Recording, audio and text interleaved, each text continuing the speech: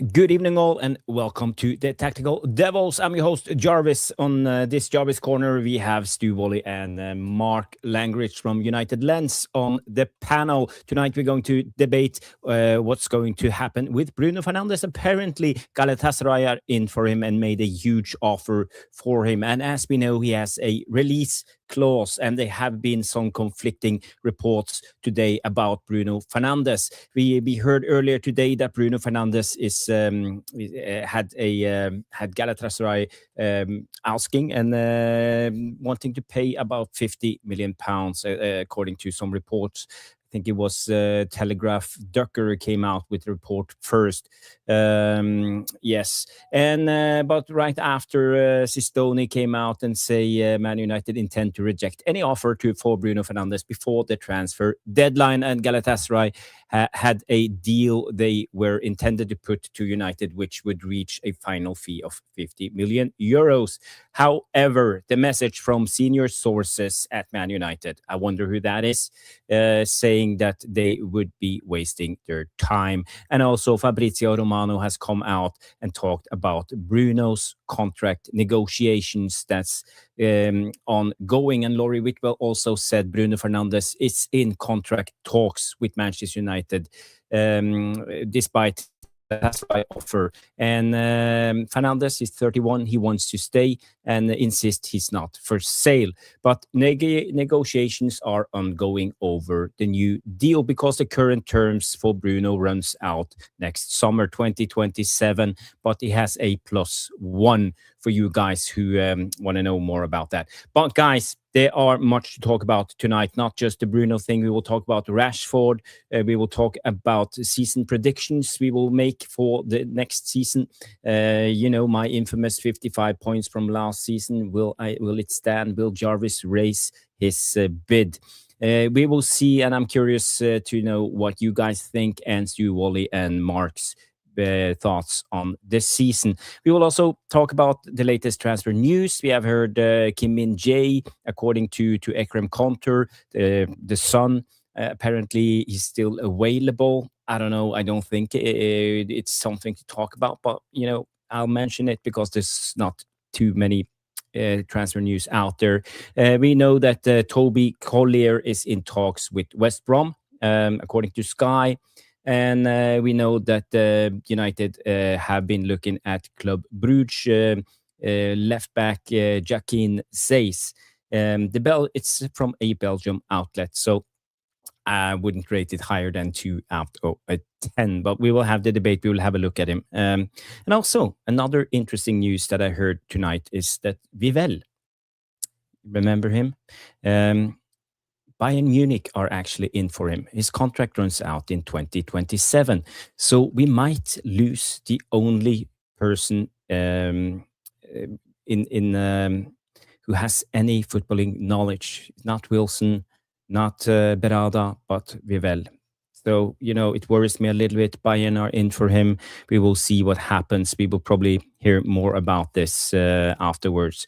And yes, there's also about Ethan Ennis signing for Stockport. So, yeah, there are other updates. But guys, Stu, Mark, and I will be back after this short intro. So, guys, see you in a second.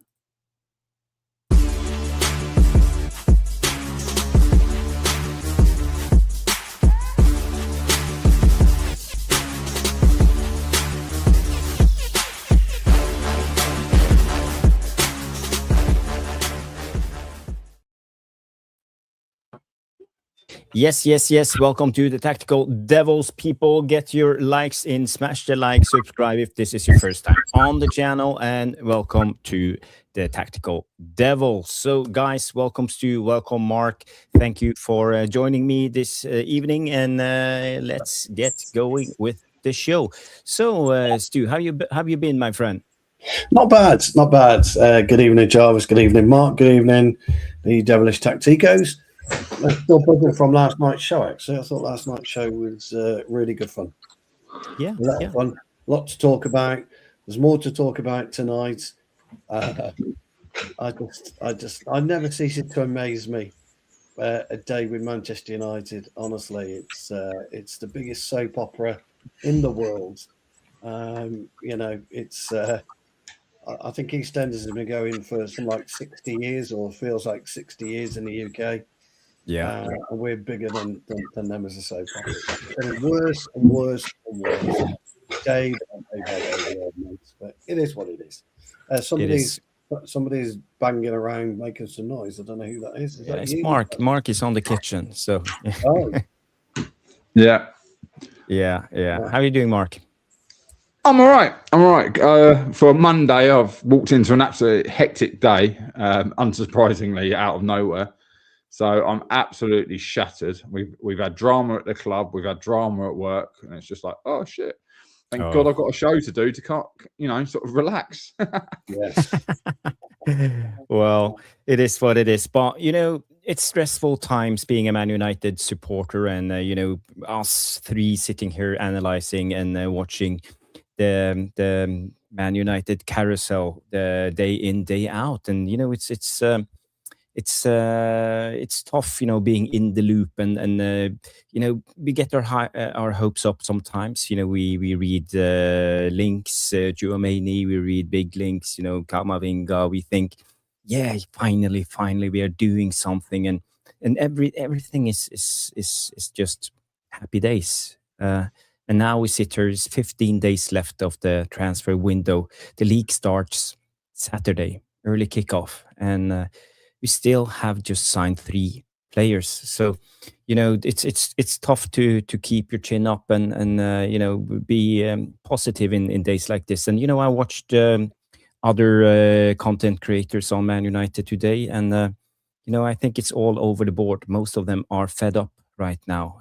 It's hard to look at the bright side. So, Mark, what's your thoughts on the last week of Man United? The problem with us as, like you say, content creators is everyone's going through like more of a dry patch than a none. So it's throw out there, see what sticks, with a lot of these stories. The last week has been hard. There was all the rubbish about Amorim and how much the players wanted to beat him, and then we had the game, and it's just one thing after another. Transfer stories, you just touched on it. I wanted Tchouaméni, didn't we? We all knew that. I said it before we even linked with him. It was a perfect link for us. But Manchester United have and always will be the club to get yourself a new contract. Link them to Man United and you'll get a new contract, because we know they pay big wages. We know that they intend to overpay in the past. Now we just don't even pay. It's getting ridiculous. And I think, if anything, the AC Milan game showed that even shit sides can beat us if they play together as a team, and we're not ready. Do I think we got enough players? It's debatable, because if you actually look back, I done a show last night saying that actually we were better without the big players, which I think Stu's mentioned before. We like too many big prima donnas. When players want to come in and play for the shirt, actually Man United have a real good attacking and defensive unit. They all work together as a team. So, but yeah.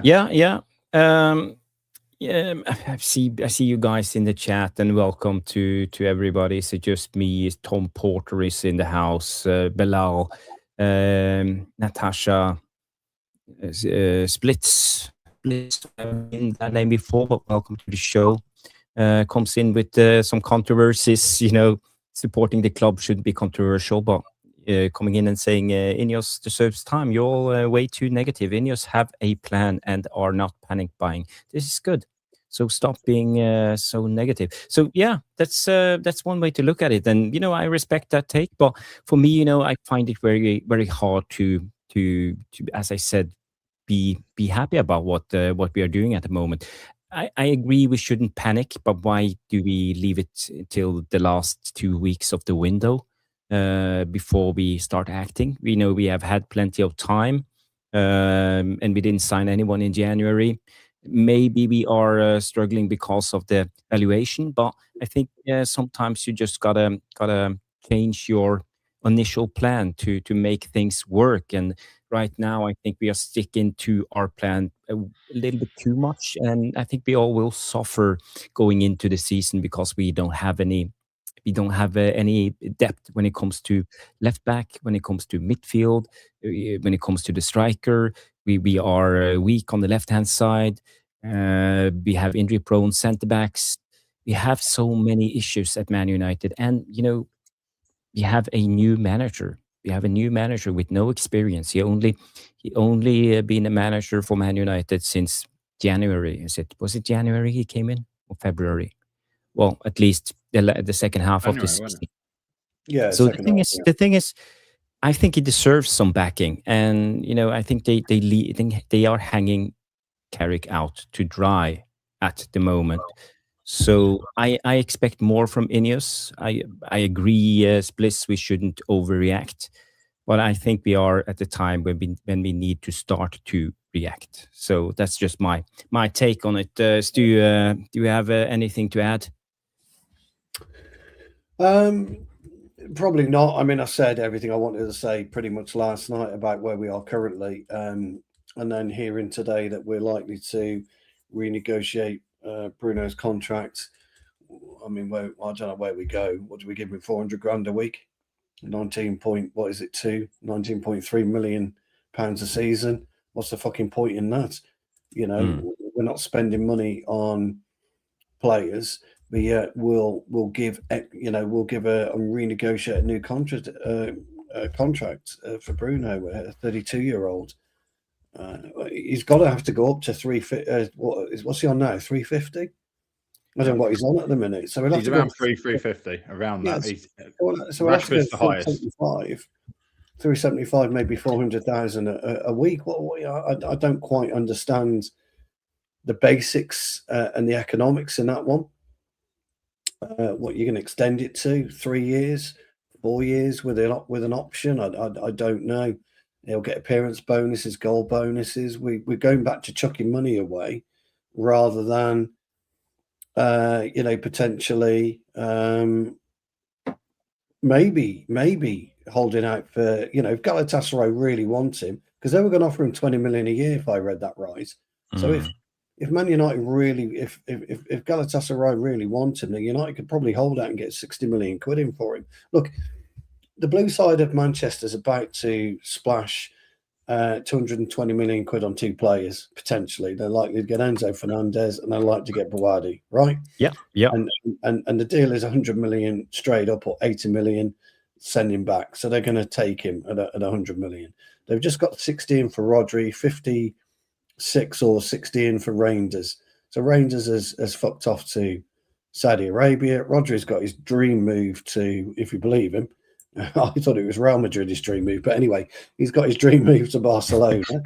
And then you've potentially got fucking Savinio going at 85 to Tottenham. I mean, make that make sense. But yet, we're not willing to spend X, Y, and Z. I don't know if you heard Neto today to Saudi, 100 million was the asking price for Chelsea. Yeah, that's Chelsea. Yeah, so Chelsea could sell Neto, and get 220 million in themselves and go out and splash another 220 million euros or quid themselves. So it's one of those for me where we're in a bit of a catch-22 now. We won't pay 70, 80 million pounds for whoever, but yet we'll give Bruno close on 60 million if he signs a 3-year deal. If he signs a 4-year deal, it's close on 80 million. I don't get it. I don't understand the economics. It makes zero sense to me. I'm flabbergasted by it. I really am. Yeah. Flabbergasted by it. Before we go to Mark, we have a couple of super chats coming in from Blank. So thank you so much, Blank. You are a gem. And also Tom Porter coming in with 2 jewels, a silver star again from Tom Porter. Thank you so much for all the gems you are sending us, Tom. Really appreciate it. And also a $5 super chat coming in from Blank saying he wants more money than 350k a week. ? Loyal and not in it for the money, And this overrated, arrogant pagan can piss off. better players have left. Okay, so obviously you're talking about Bruno Fernandes right now, and apparently he's on £300 a week, excluding bonuses. Probably have some assist, goal scoring bonuses, man of the match, game bonuses, how many games you achieve, games in the Premier League, Champions League. If we win cups, if we win the league, £500,000 a week is the expected amount he pulls in for bonuses with assists, goals, and things like that. Up to £500,000 a week. Yeah. So in a way, but the report that came out, I think the Bruno thing, for me, the Galatasaray links are weak. Not that they weren't in for him. I think they are looking into the market, checking, because they know he has a release clause. Could he be willing? He doesn't have a release clause, Jarvis. It's expired. Okay, it's expired. It's gone. Okay. Sorry, my bad then. But they are checking the market. Could we be willing to sell Bruno? They know he has 1 year left on the contract. They try to lure him with money. We know that Saudi clubs came in for him last season, and we're talking about a king's ransom. I don't know how much money we were talking about, 700-800K a week, something, and no taxes. We know that maybe he will double his salary, including taxes, if we go to Turkey. So he could make a lot of money. But I don't think Bruno is doing this for the money. But I think he's getting impatient. And maybe if we analyze the Bruno situation, it could come from Bruno's camp that Galatasaray are in for him. Maybe they are the source leaking it to put pressure on Man United. 2 reasons: to bump up his contract, or to put pressure on Man United because of he feel that we don't have any ambitions in signing players. It could be one of those. So Mark, what's your take on that one? If Bruno Fernandes wants more money, he can get the fuck out of the club, because he's one of the highest paid people, and a captain doesn't. As I said, I don't think it's about money. I think it's about getting a longer contract. He only have 1 year left on his contract. That's the thing. Maybe he wants a 2+1 or a 3+1. He's probably got a +1 on his contract anyway. We haven't even triggered it. Every contract's a 1+1, but maybe he wants a longer contract. He's got to prove that he can do it. So far, the guy's missed 2 bloody penalties. So, stop focusing on what you want in the future. Start focusing on football. I've had it up to here about the conversations with Bruno Fernandes. It seems every year we're talking about one player constantly for the whole season. Is he going here? Is he going there? If that's his camp and his camp's doing it, then sell him, because they know, Man United will know if Galatasaray have leaked the information or not. They know if they've been approached to have someone buy a player. What I'm reading, and in front of me now, is, he's 32 next month. So he's 30, before, as the season starts, he turns 32. You want him till he's 34 in a position which is one of the fittest positions in the pitch, in that 10. He's got to constantly be running around, and he's a headless chicken. All of a sudden, last season, he started picking up injuries. We've not known Bruno Fernandes miss games for injuries in the past, but he had the hamstring pull. He had other issues. The Galatasaray rumours are actually reported to be coming out of Turkey. So Turkish news outlets, not so. Yeah. And Galatasaray test everyone, don't they? Like, they went and got Osman, and most people would have thought Osman from Napoli on the money, that was almost untouchable, and they pulled it off. So it's not unheard of, but it's whether you want to take that big money. Like you said, the tax, it's money guaranteed.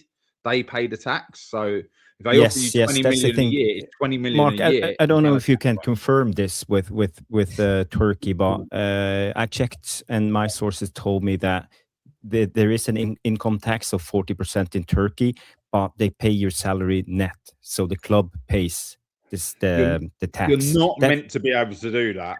You're not, are you, in business? You're not meant to pay someone's tax for them, because it's meant to be personal tax, personal gains tax. But Turkey, Greece, places like that, they have different rules when it comes to money. They probably still pay off the refs and everything over that way, allegedly, because the same teams win, the same teams keep money, and no one ever comes through. Yeah. But he is a record breaker for the Premier League, so I can understand people asking for more money. But if we can't buy players, just tell you, Stu, you're a player, I'm a player, Jarvis, you were a player. You'd be telling your people to shut up because you're making me a bad player. You're making me bad to the rest of the players. We can't buy people that need to play in those positions. Tell your camp to be quiet if it's your camp. Say no. Come out, make a statement. I'm not going anywhere. I'm Man United's captain. They never shut it down anymore. Yeah. And that is the irony, isn't it? If you're gonna pay somebody 20 million a year, which is, people might argue that it's only 3 or 4 million extra. 3 or 400,000 extra, a year. But it's, I don't know. I'm really conflicted by it. I see a lot of people would want Bruno to stay. I can see it, but I'll tell you one thing though: Turkey is serious. Turkey is where the money is at the minute. That's where the money in Europe is, outside of the Saudi Arabia. Saudi Arabia aren't paying that money anymore. They've stopped. They've stopped investing heavily on big players. They start putting money back into their youth now, and that was their original plan. It's exactly what the big names to make their players better. Yeah, exactly what happened with China. So Turkey's where the real money is, because they're paying Osherman, aren't they, 400 grand a week? Yeah, in Turkey. So that's where you've got it. This is a balance you have to get right. Bruno's the balance. If you get that wrong, and we end up giving him 400 grand a week, but we don't bring any extra players because we're giving Bruno an extra 4 million or whatever it is a year. So that's another potentially 16 million, depending on what he's doing. I mean, we don't know, do we? But depending on what he's doing, it could be over 4 years. But actually, the real criminal fact is, if he's only got 1 year left on his deal, we should have been negotiating it last year. You always negotiate when players like Bruno got 2 years left on the contract, not 1. That's the only thing I would say probably stands out, is maybe they made false promises about bringing in players, strengthening the team. Yeah, but I mean, possibly. But you know that if you want to keep a player, you always do it 2 years out, not 1 year. Because if you go 1 year out, you're gonna have to really pay him high. So it's always 2 years out. So, and that's not including the +1, by the way. It's just a static part in it. The +1 is to get transfer value in. So it's really quite disappointing to see that we're renegotiating the contract at a time when we should be signing and selling players. By the way, we can't sell players, we can't sign players, but yet we can negotiate a contract. You got to be, you've got to balance this right. You don't need to tie Bruno down this summer. No, you really don't. You could wait till October to tie him down. You don't have to do it now. And I think that's the biggest. On that one, Fabrizio Romano, I think it was the 15th of May or something, right after the season ended, came out and said Manchester United offered Bruno a new deal back in May, as revealed. So this is nothing new. I think we are trying to negotiate the deal with Bruno, and we have been doing it for months. But it came up now, so that's why I'm asking the question: Is it a possibility that it comes from Bruno's camp? Maybe it's trying to put pressure on Man United, because I don't feel that Bruno is the type of player who will do it for the money, because then he would have chosen Saudi. Well, I think if we offer him a contract in May, this is all to do with money. He's not signed a contract by now. This is money. Or he's sitting on the fence waiting to see Man United's ambitions and promises and gaslighting about us having a huge window, and he's now seeing the consequences of the lies and what they promised, and they're not keeping their deal of their part of the deal. So maybe Bruno is fed up. But then we're dicking about them. So we're in a situation here where both parties, are playing off against each other, and it shouldn't happen. I know, it just shouldn't happen. Not with the skipper you want for the benefit. So if you've offered somebody a contract in May, we've offered him whatever that money is, and he's turned around and said no, because he clearly has, because he hasn't signed it, and we're now trying to redo it. I don't know. Somebody somewhere is being disingenuous, and it's either the club, or it's either Bruno, or it's both, unfortunately. It's real shame. I've got the information in front of me from this whole thing. The old clause was 57 million, right? Only available to clubs outside of England, and the clause expired in July 2026. Current situation is no active 57 million pound buyout clause that Galatasaray, Milan, Juventus, and anyone else can simply trigger, because there's more than just Galatasaray in for him. Italy has the same sort of dodgy tax rules. They do something funnier with the tax as well. Therefore, Manchester United can set whatever price they want or refuse to sell altogether. The current reports say United intend to reject every offer because people didn't come in. But you knew people weren't going to come in because it's a World Cup year. Everyone waits till after the World Cup because you don't want to buy someone and find out they've got dodgy knees now, would you? Hence, we didn't complete the Edison deal. It's panic buying if you do it before World Cup, some people might say, because you've got to get through to the end. That's fair. That's fair.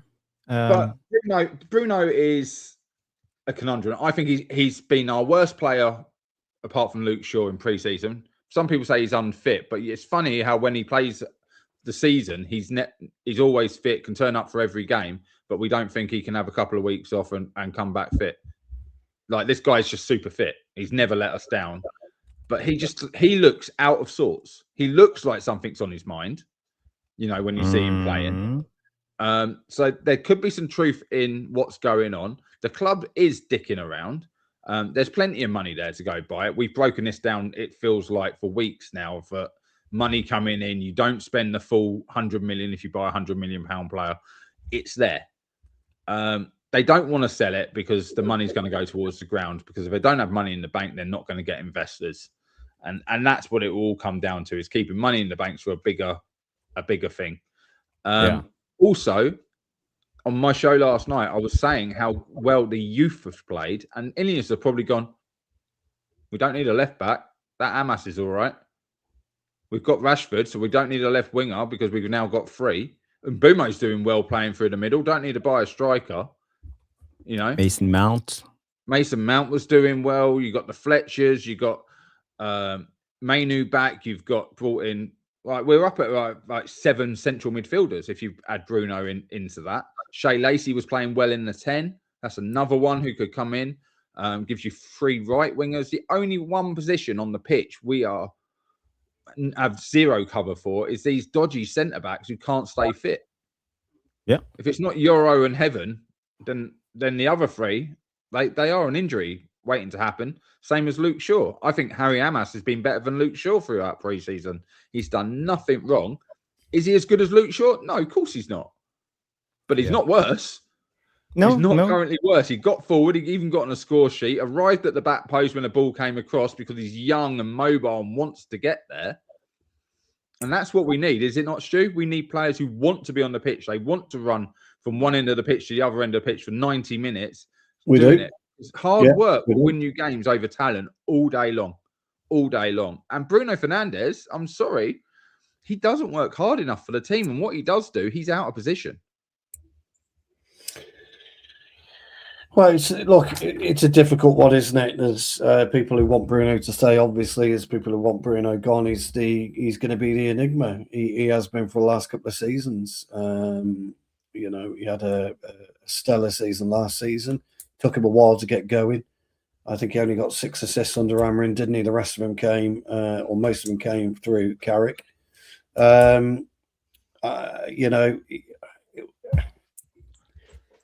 You've got to. I talk about squad balancing all the time. I talk about sometimes you've got to take a hit and you've got to sell your best player because it yields you the best finance. And you've done it. Look at City. City got rid of Rodri. They wanted him to stay, and they've gone. He's gone. How much did Rodri go for? 65 mil. And we're expecting to sell Bruno for under that. And he's got 1 year left on his contract, doesn't he? As well. Yeah, I know, but also the highest assist maker. And he wouldn't sign a new contract, Rodri. But he's gone to Barcelona, 65 mil. They sell. Other clubs sell their big players because they get the money and they rebuild. We haven't rebuilt properly because we haven't had any sales in the bank of any note to rebuild. And if you can get money, it's going to give you 50, 60, 70 million. You should have done it. Maybe we should have looked to have done it 2 years ago when we were offered 100 million for him. We don't do that. We don't play those games. So I don't know where we are with this report. I think it's a bit of mischief anyway. From somewhere, whether it's Galatasaray, whether it's Bruno, whether it's the club, because he won't sign a contract. So maybe the club would turn around and say, "Well, fuck you then. We'll just out you." Yeah. Or Galatasaray turn around and say, "Well, we got the money. We're going to do this, or we're going to do." There's so much that we don't know, and there'll be so much angst against this. It'll completely different opinion.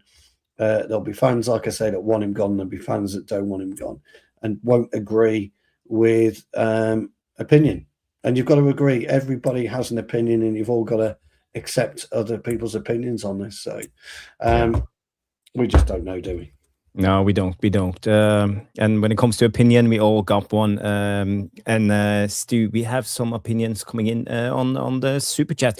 We didn't get to go through them all. We have we got more. One from Bilal. We have two more from Blank, including this one. So Blank is saying, if they to pay this fraud any more money, Ineos out. So I get your point, Blank, not agreeing on giving Bruno a bumper contract and giving him more money. But as I said, and as I speculating, maybe this is just Bruno putting pressure, or as Stu is saying, maybe he's not willing to sign a contract and it's a club leaking this transfer news. Bilal, thank you so much. Bilal, Ineos out. Eller Sot, Ineos out, coming in and saying, getting rid of Bruno at this stage would be pure stupidity. And I think, in a way, I agree. I agree with that. It will leave us worse off for the coming season. If we were to sell Bruno, we should have done that last season when Saudi was in for him.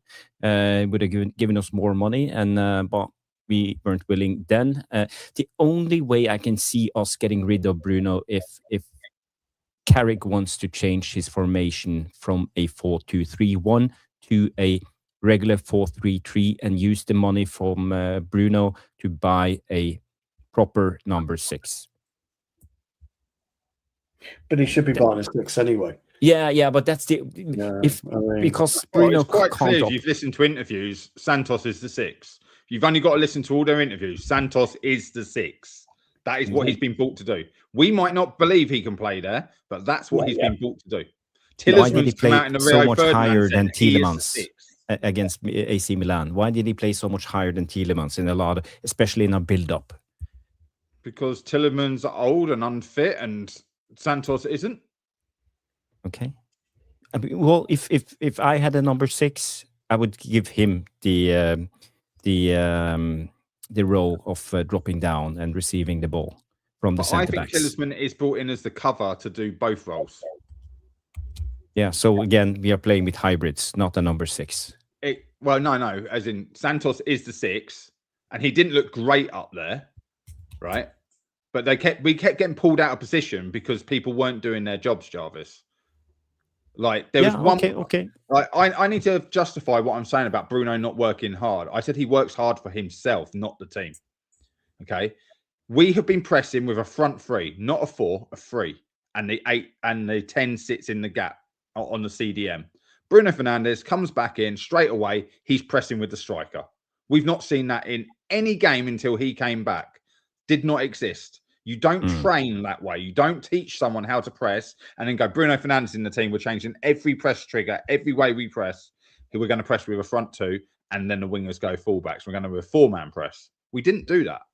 No. We did it against Wrexham because it was the first training session, like within a week, and they went with what they done. And you could then see it got changed to a front 3, and Bumo was shut off the centre back, which expects them to pass back to the goalkeeper to go long, or if they forced it, we cut it out. And that's how we got multiple goals, cutting that ball out, pressing in that style.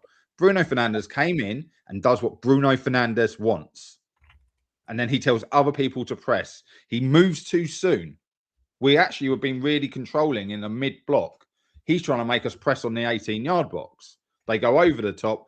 He creates the gap. How many times last year did you even put clips up? Yeah. That's a fact. I agree on that one. And the 2 sitting midfielders. So then Santos, probably because he's a younger and faster player, was getting further forward and then stay further forward because you're in a position.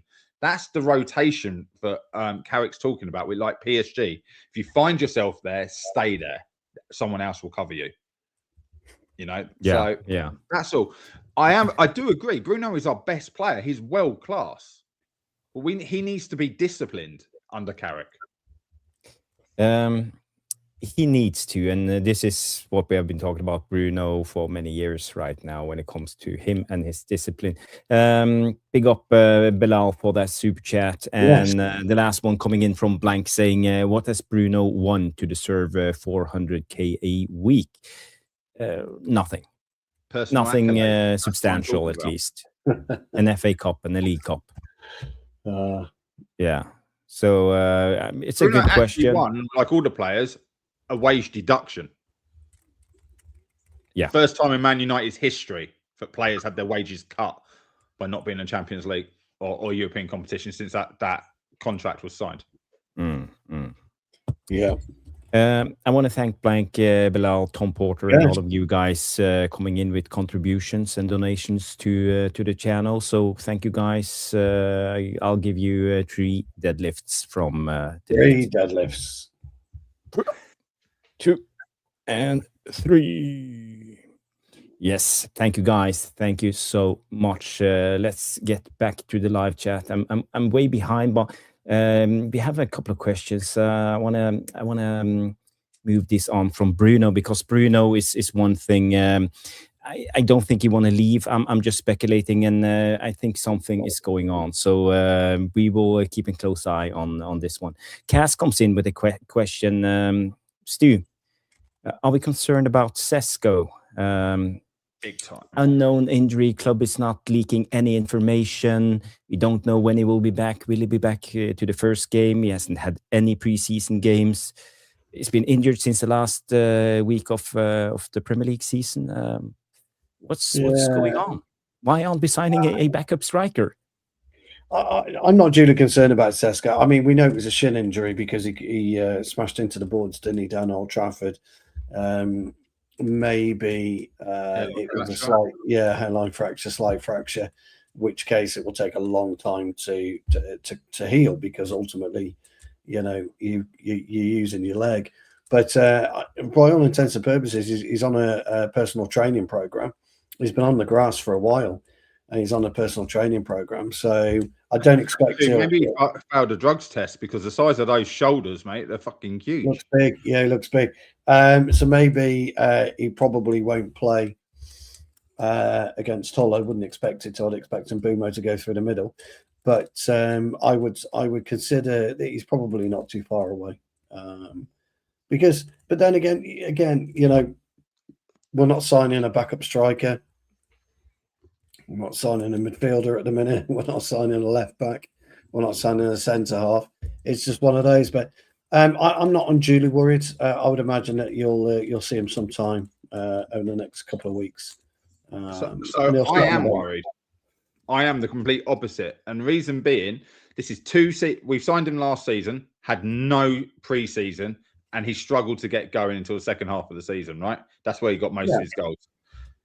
Well, sorry, but no pre-season again. We don't even know what the injury is. Last time it was because we couldn't buy him quick enough. Now it's because he's injured. And you are right. Don't forget, he picked up a few injuries last season. Yeah, continuously. But don't forget, he was out in Dublin. So we had a full squad out. He's on the grass training. So he's training. So yeah, I'm not truly concerned. Mm-hmm. He looks like you say. He looks like he's taken a lot of vitamins, so to speak, and he's got himself well jacked.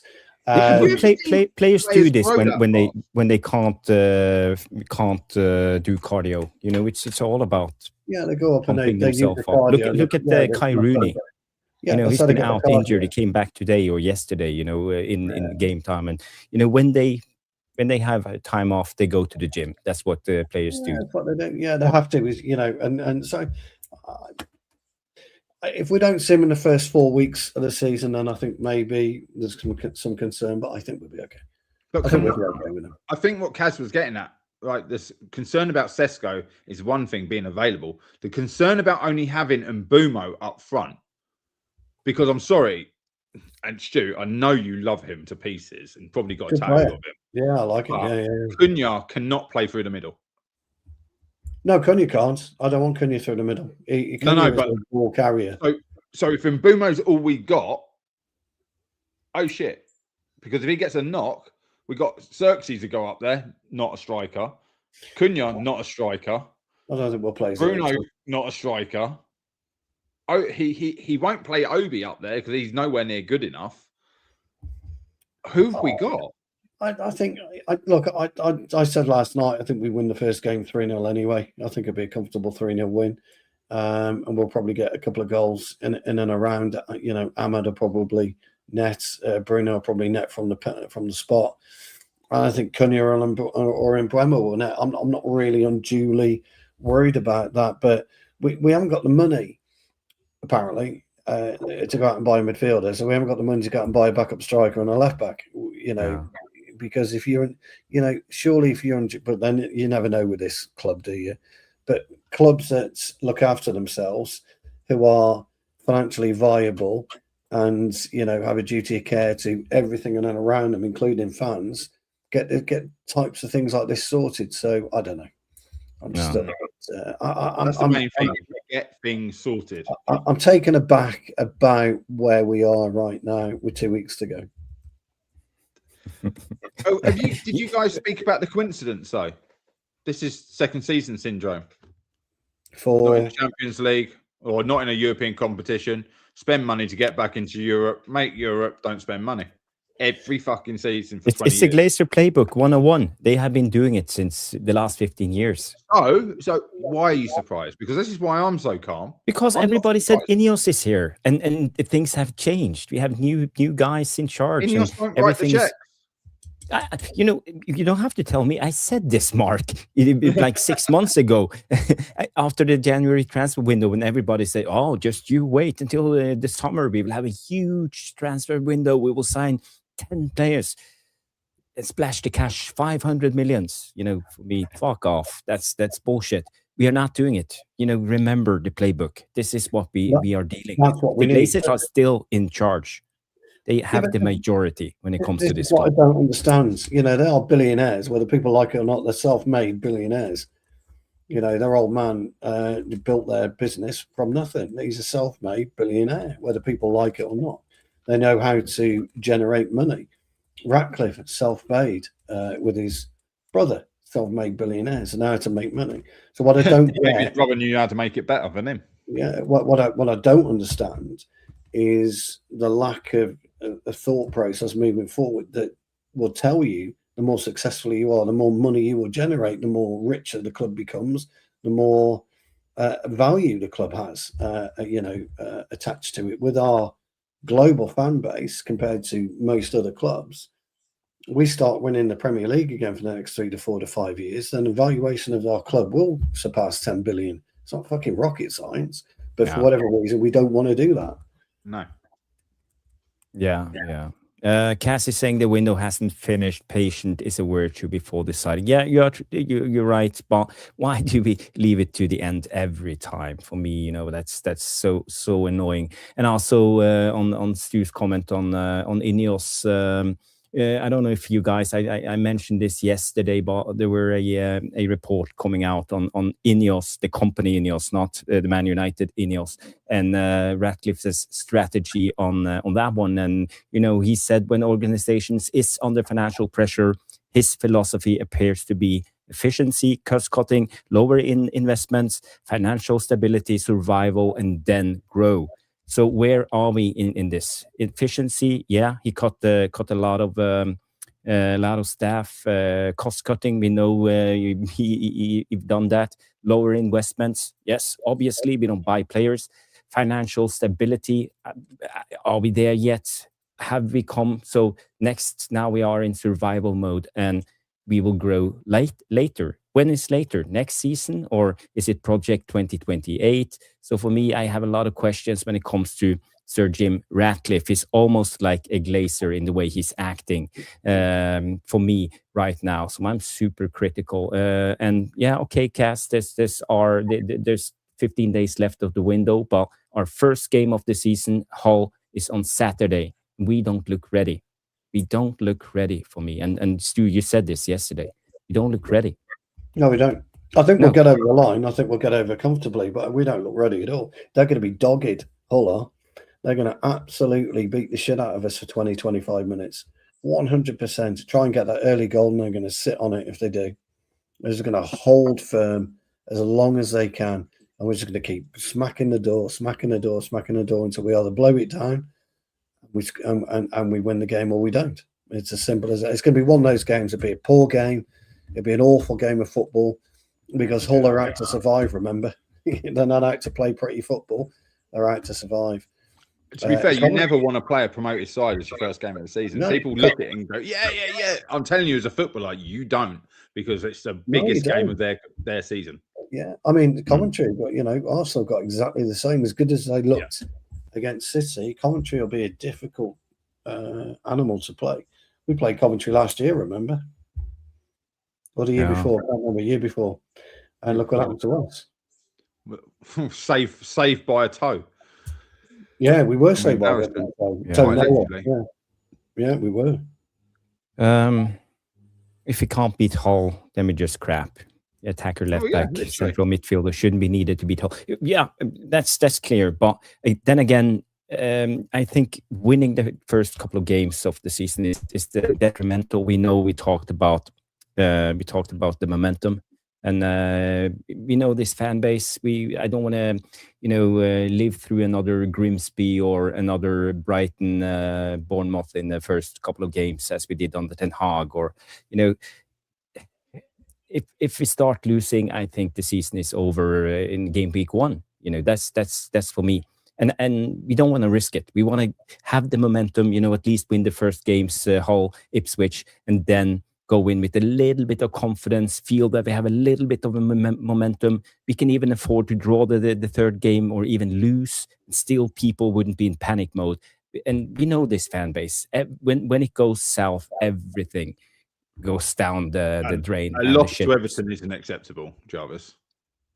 Yeah, but as I said, even if we drew against Everton, a draw, but I'm just saying, I don't think anyone accepts a loss to Everton, because I think we still see them as a beatable team. But they've done good transfer. David Moyes, really good transfer. Everton's done good, and I don't know if you guys know Brighton.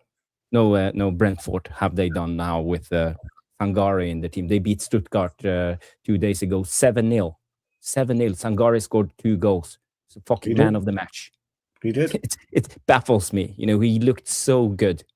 I watched the highlights. First team against Stuttgart's reserves. Yeah, you can say what you want. Winning 7-0, that's a fucking good game of football. All right, and so we won 5-0 against Rosenborg in the middle of their season, but no one gave us any credit, and most of our youth team done it. It swings and roundabouts. Well, it's a different stage. Now we are in mid-August. This is not Rosenborg this in is the middle not of their this season. is not the game after the World Cup final. It's a different stage. Players are fit, even the Stuttgart players, and they also have youth players, academy players, bench players who want to prove themselves for the up and coming season, and they have prepared. Do you think they were happy getting pissed upon 7-0? That's the thing. Quite funny. Have you seen? They are professional. Did you see Stuttgart's results? They got beat 7-0, 2-0, 5-0, 3-0, 2-0, and drew 1 apiece with Newcastle. Yeah, absolutely fucking brilliant. So the point is, they're obviously trying something new, and it ain't fucking working. But everyone has smashed. The fact they drew 1 apiece with Newcastle was hilarious for me. Absolutely hilarious. I just think that's brilliant. So I went through I've done a pre-season review. Yeah, we played 8 consistent players for all of pre-season until the last 2 games. Yeah. It's consistent back 4.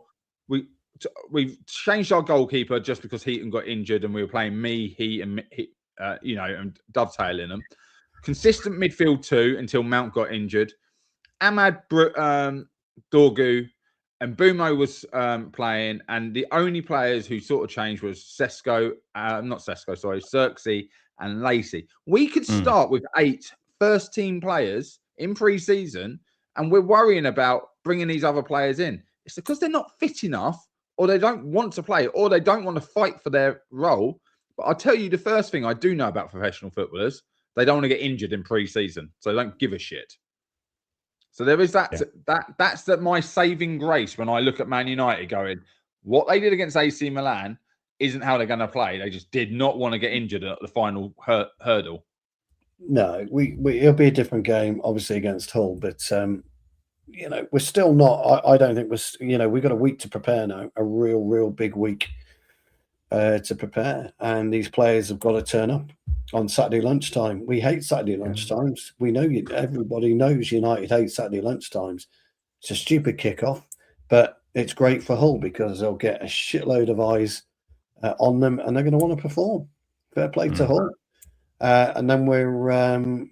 According to the chat, we have Manchester City in the third game. I think then it's Everton. Let me check. So I thought we got Everton first, but I I knew we had City earlier in the season. I didn't realise we had them. No, it is Hull, Ipswich, Everton, City, Fulham, Spurs, Leeds, Bournemouth, Chelsea, Villa. I can keep going on. I've got it right in front of me on my screen. City are in no great shakes themselves. Well, no, not after yesterday, but then they treated it as a friendly because they made how many changes at halftime or around halftime? So, he was. Maresca was fucked out at halftime. It wouldn't have made any difference. No, absolutely. It would have made zero difference. I mean, Donnarumma with Harris's goal. Jesus, what the fuck was he doing? So they've already moved some of our games as well, haven't they? Already, the game has been moved. Yeah. Just to confirm, we have Hull, the Carabao Cup and Champions League gets drawn, so some of our games will get moved around. Yeah. I saw they changed the game time for October. I think October is ready. A lot of early kickoffs, but we have 2 games Saturday, 2 games Sunday. So Saturday, Hull early kickoff. Then we have Ipswich Sunday, 7. Okay, that's 6:30 UK time. Everton in the third game, 6th of December, and but Manchester Jarvis, City. they set all games apart from the pre-arranged, which have already been picked for TV. It will always say at this time in the season, Saturday, Wednesday, Saturday, Wednesday. Yeah, Wednesday can be a Tuesday or Friday. Do you know what I mean? And then the Saturdays can change to Sundays, depending on where we get pulled in the Champions League. Because we all know it could be a Saturday, Wednesday, a Sunday. A Saturday, Tuesday, and Sunday, Wednesday. Yeah. And also Nate Salt posted this one and said we have Spurs 5:30. Then we have Leeds, Bournemouth, and you guys can see it on the screen. And Bournemouth. So the fixtures are, at least we don't play every Monday. Yeah, we are back to Saturday and Sunday. We'll probably play every Sunday. We'll play every Sunday. European teams tend to. We'll be Sunday or Saturday. We're either Saturday or Friday. I'd be Friday. No, depends when we had the midweek game. If we play Saturday, it'll be Tuesday. Sunday, it'll be Wednesday. Well, it'll go Saturday, Tuesday, following Sunday, Wednesday. Yeah, Wednesday. So you gain a day in between if you're lucky. Ben, ticket-wise, last season it was 3 days before. I believe they've changed it for this upcoming season. But when you get your code, your QR code, it will change before you actually get to the game. So the QR code that you receive first will change again, probably 2 or 3 times before you actually scan it at the gate. Crazy, but Cass is awfully optimistic at the moment. Do I know this guy coming in and say we're doing the worst case scenarios because we lost against Ruben Amorim's side? People say pre-season is all about fitness until we lose. Doom and gloom. Yeah, okay. I know you are a glass half full type of guy. Half full. Definitely not our It was the last 2 games. If you look at Leeds, he dropped out Maguire and Shaw to have a rest and play some people who needed and legs. Drop Euro as well. Yeah, and then against AC Milan, he also dropped Mbumo in that because people needed minutes, and you can't all be on the pitch. It's so true, but what I don't like is the tactics didn't stay the same, and that's what's the most important thing when watching the manager. There was things I didn't like tactically, but changed for no reason because they've been working in every other game, and that shows that either we were holding back or we've been treating people differently. We expect to play different ways, and Jarvis could be right. Maybe we go to a 4-3-3 sometimes, but is he going to take Bruno out to play as a 4-3-3? Probably not. I don't mind if he goes 4-3-3, 4-2-3-1, 4-1-2, whatever. I don't really care. I really don't. I want to see us play with a little bit of freedom and absolutely mesmerize the opposition in terms of where we are and what we're doing. That's what Which is what we've done in the earlier games, but not stopped. Yeah, later on. And it's youngsters that were doing that, playing with that freedom, because what we all love. Exuberance. They've got that youthful exuberance. Cheers, Vutic. They've got that youthful exuberance, and I like that. I like the fact that they do it. But we know he's going to revert to type against Hull. We know that. We can pretty much pick the starting 11. It'll be different to what I would do anyway. I think we could pretty much pick the starting 11. By the way, Belal Cass is a midfielder, so there you have it. There you have it. We have Mark as a striker, Stu as a centre back. We have, if Ben wanna join us, he's a fullback. Apparently got promoted in the Irish League. So congratulations! Changed teams. Yeah. He went up 3 divisions or 3 divisions. Yeah. And well, I'm too old. I could be the manager, tactician. I'll ask me to go back to vets, and I'm like, I'll have to tie my knees together. Coaching. I can't be asked. Yeah. But just to be clear, guys, when it comes to preseason games, I agree with Mark. I don't look at the result. I look at what we are trying to do, what we're trying to achieve on the pitch. I look at the principles of play. I try to analyze the formation. Are we doing any new things? How do we play out from the back? How do we press? How do we build ourselves up until attack? Where do players hold their positions? And all of these things. And the AC Milan game was a mess. I only watched the first half or analyzed the first half because the second half, as you said, a lot of these players didn't have any games in their legs. And, for me, the second half didn't mean anything. But I didn't like what I saw. I saw, for example, Ahmad pressing on his own. We talked about the 4-2-4 press play. Why do we run at them and pressing? As we have seen in the Atletico game, at the PSG game, obviously we're setting up a trap and wants them to play not on the outside because we press with a flat 4. We want to push them and press into our half spaces, and then we want to surround them and swarm them and win the ball back with intensity. So why did Ahmad, for example, press on his own?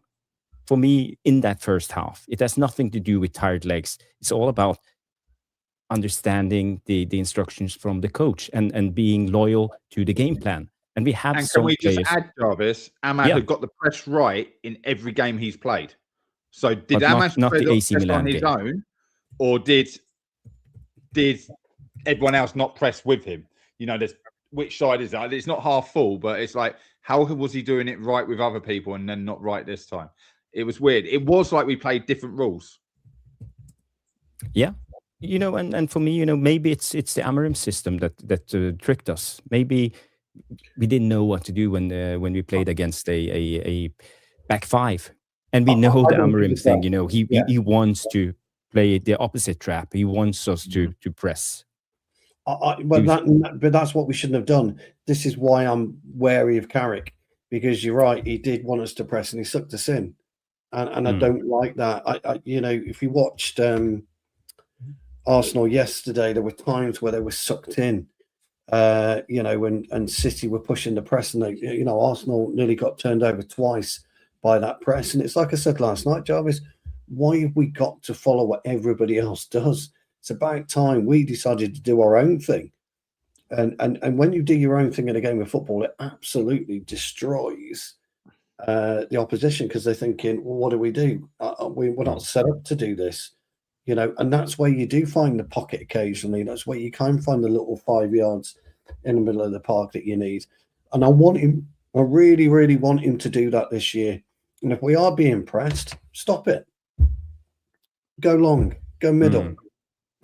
Don't play out from the back because we're being pressed. And if it's not working, us pressing at the top, sit back 10 yards. Let them come out, because they're going to think 100%, because they won't know what to do, because you're not creating a trigger for them. Jarvis, I did send Cass the link. I wonder if you could just double send it to him as well. Yeah, if Cass, let me know if you wanna come on. You get a lot of praise in the chat, and you also get a little bit of banter. Ace Holding 713 coming in with a $99 super chat saying, Cass got the brown envelope from Big Jim. Big Jim. So, he does want to come on. No. Perhaps you can send him the link as well. I've sent it, but if you send it as well, and then okay, I'll send it to him. I send it to him. Great. Okay, cool. Cool. Talking about the press, while you send the link, Grace was in my chat the other night, and I was sort of trying to explain how I saw it. So it'd be interesting, Jarvis, if you're seeing the same thing, and you, Stu, because it seems like what Carrick's doing, we say it's a 4-man press, but it's not a flat 4. It's not man for man across the back. It's the fullbacks stay on. The wide players stay on the fullbacks, and they're like 5 yards off them now. They're not 10 yards. They're right high. And then Mbeumo makes a curved run to shut off the other centre-back and press the ball, leaving only the option to go to the keeper, because what Shea Lacey was doing, he was dropping 10 yards onto a holding midfielder and man marking him, going, go on, give him the ball. I'll nip it off him. So then if your only option is to go back to your keeper, where's the ball go? Long. To big Harry Maguire to win the header. And then our intensity, we're all on the front foot and we're outnumbering them straight away. That's what I was trying to explain. That's how I'm seeing him pressing now. But in the last 2 games, we pressed the 2 centre-backs with Bruno going in there, which meant the holding midfielder is now free to pass to, which meant that our CDM or our 8 pushes into that space, creating a big fucking hole in midfield, and they can play through it and play out. But what happens if you come and press me, Mark? What am I going to do? Pop. See ya. Pop. It's going to pop it to Jarvis. Because I can't get there quick enough. Exactly. So I'm going to pop it to Cass. And we're going to wait till the very last minute. I'm going to take you out of position. Yeah. That's what I'm going to do. So it seemed they had principles of play, and it was to be there, force it. And if he tries to turn it around the corner, you've already set yourself to his left or his right, depending on his foot, to take it. Jack Fletcher did it. Ahmad done it twice. All led to goal. And we saw other instances of it happen with Dorgu on the other side and things like that. But it was caught one on Fletcher. Yeah, the other way around, I don't get it. And we're playing a man-for-man press as well. And that's why I think Harry Maguire's been caught out twice for that goal. So if the centre-back follows his full-back out wide and doesn't pass him on, we're going to be in serious trouble in the Premier League, because this rotation, man-for-man marking, can't do it at the back four. No, because that's the one thing they don't do at PSG. Back four doesn't do it. And when you've got no pace, you don't man-for-man press. You zonal press. You fucking drop. You do. You fucking do drop. I can't run. I'm going to drop. Trust me, I know. But is that what you're saying? Exactly the same sort of and the way we're doing it. We were talking about it last night, weren't we, Jarvis? About, Jarvis actually demonstrated he got the tactics board out. We haven't had it out for months, have we, pal? It was brilliant. We were both drooling. It was so good to see the tactics board back. And Jarvis was talking about it. And then I offered a defensive stalemate, didn't I, Jarvis? I just mentioned what I would do and how I would stop that particular press. And, and it was, we got into quite a good... foot in the ball.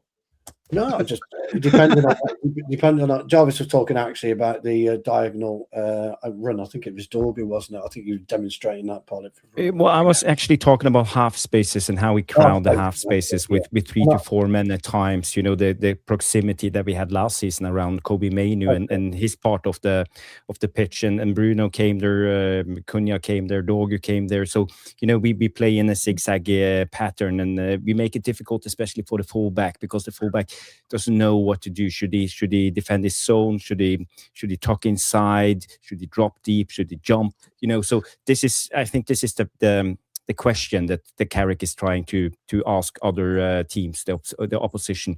What are you going to do? And if you do anything, we will try to exploit it. Yeah. What's your plan? So basically, I think this is what we are trying to do. I don't know, Cass, do you agree when it comes to this, the crowding of the half spaces in the Kobe Mainu area? Yeah, I do think it's a bit crowded. I don't like the half. I think the half space is a bit too. I think everyone loves it these days. Everyone loves it. Centre mids, left wingers, right wingers, left backs, right backs, even fucking strikers. Yeah, they love that half space. It's just like piss off into yours, piss off pretty much. But that's why I like the way we play, because everyone rotates. I hate positional game. I think the game's coming away from it. I think Tielemans spoke about. That's why there's more wingers coming in and less inside forwards. I think the target man might be back in fashion, which I am absolutely delighted with. I'm hoping so anyways. Coming out of this stupid false 9 drop deep, you're not really a number 9 type striker. But I think again, I think you lot are just overreacting. I'm disappointed, man. I'm not gonna lie, especially by Jarvis. You know, when like we talk about optimism and the rest of it, but when Jarvis has an agenda on something like this 4-2-4 press, he will stick on it and nitpick, right? Which is not right or wrong. It's not. I'm not even saying that it's right or wrong. To be fair, I think there's every right to be cautious, because we just want to be the best Man United, innit? Like, and a consistent team for the, and anything we can nitpick will go. But think about it. Even in our press against Amarim's side. Oh, they dropped deep with this hexagon crappy thing that I hate, and it worked. Why? Because Cunha and Bruno can't even get up the flipping pitch. Why? Because they can't even... After 10, 15 minutes, they were gassed out. They were finished. This is a team that's played about... Even when you got Tielemans, they've all played about 45, 60 minutes, I think, of football in pre-season. They'll play. His first game was 20 and then 35. And Tielemans, and you're like, and it's like, what I'm telling you now, right? In my opinion, anyways, I reckon if you stuck Lacey and then Bumo in there, and you just kept a Tielemans with a Sands, I guarantee that game looks so much different. Look how many times we forced that ball over in the first 45 minutes. It weren't great at all. But you could even argue in an actual Premier League game, when you think about it, when whoever got tugged, I think it was Ahmad. That's a red card. Like, actually, that is actually a red card. That whole game is, we don't even talk about this game no more because it's finished.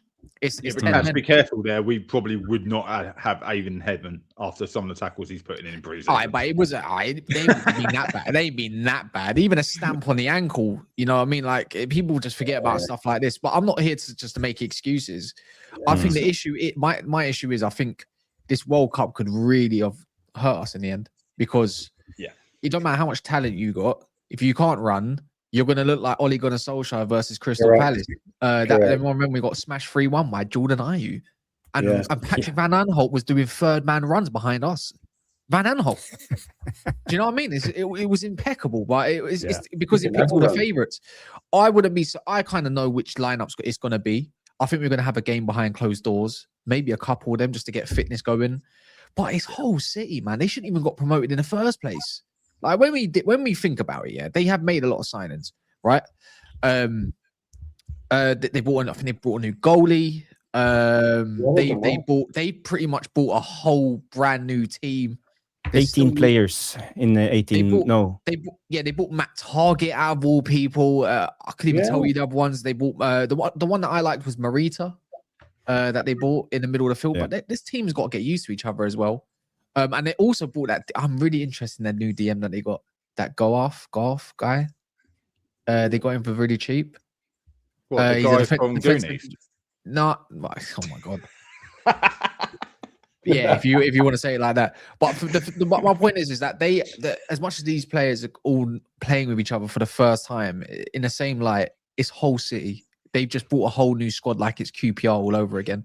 Yeah, Jack Butland in goal from Rangers. Yeah, I don't exactly expect it to be cohesive. I don't think they're going to understand the magnitude of what the Premier League can offer. A lot of them are going to be surprised by getting up to speed, and it might take them a little while. I'm just saying, if this group can't even beat whole City, then it doesn't matter I think you already put the shit. It don't matter if you've got a left back or a centre mid in. We're just shit then, innit? And Carrick's not that guy. Clearly, he's not that guy. It's crap. It's simple that, like, let's be real. It is whole City, and Ipswich Town, who just lost McKenna. So he's got a new system to play with. I ain't tracking whole City's pre-season. I don't even know their results. Couldn't care less. Don't know. I'm in Scooby. But then, as far as I knew, before this, their most efficient striker was Ollie McBurney. Ollie McBurney, the legend. Yeah. That's where I'm at. The thing is, Sunderland, Sunderland did bring a whole new team, but Sunderland already had that cohesiveness together. Whole City just like they brought in like Mukiel and a lot of players that we already knew, Gutreda and all of these were actual solid players. Xhaka is the heartbeat. As soon as you take Xhaka out, that whole team looks crap. Simple as that. They don't have Xhaka in their team. But that's what I'm kind of going with. Two goalkeepers, right? A left back, two centre backs, three holding midfielders and one normal midfielder in Jarvis is one of his favourites in Jen's Zol. And then Stroud and Gelhert as a striker, or attacking midfielder. So they've literally gone for everyone bar a striker. It's ridiculous. Well, I'll give you this.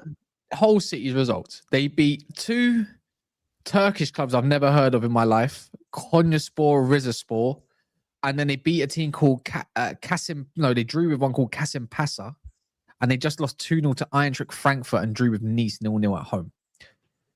Relegated Nice. This guy is good, Jens Jakudal. Is that? Let me guess. Is he from Norway? Yes. He's the reincarnation of Sander Berge, the younger version.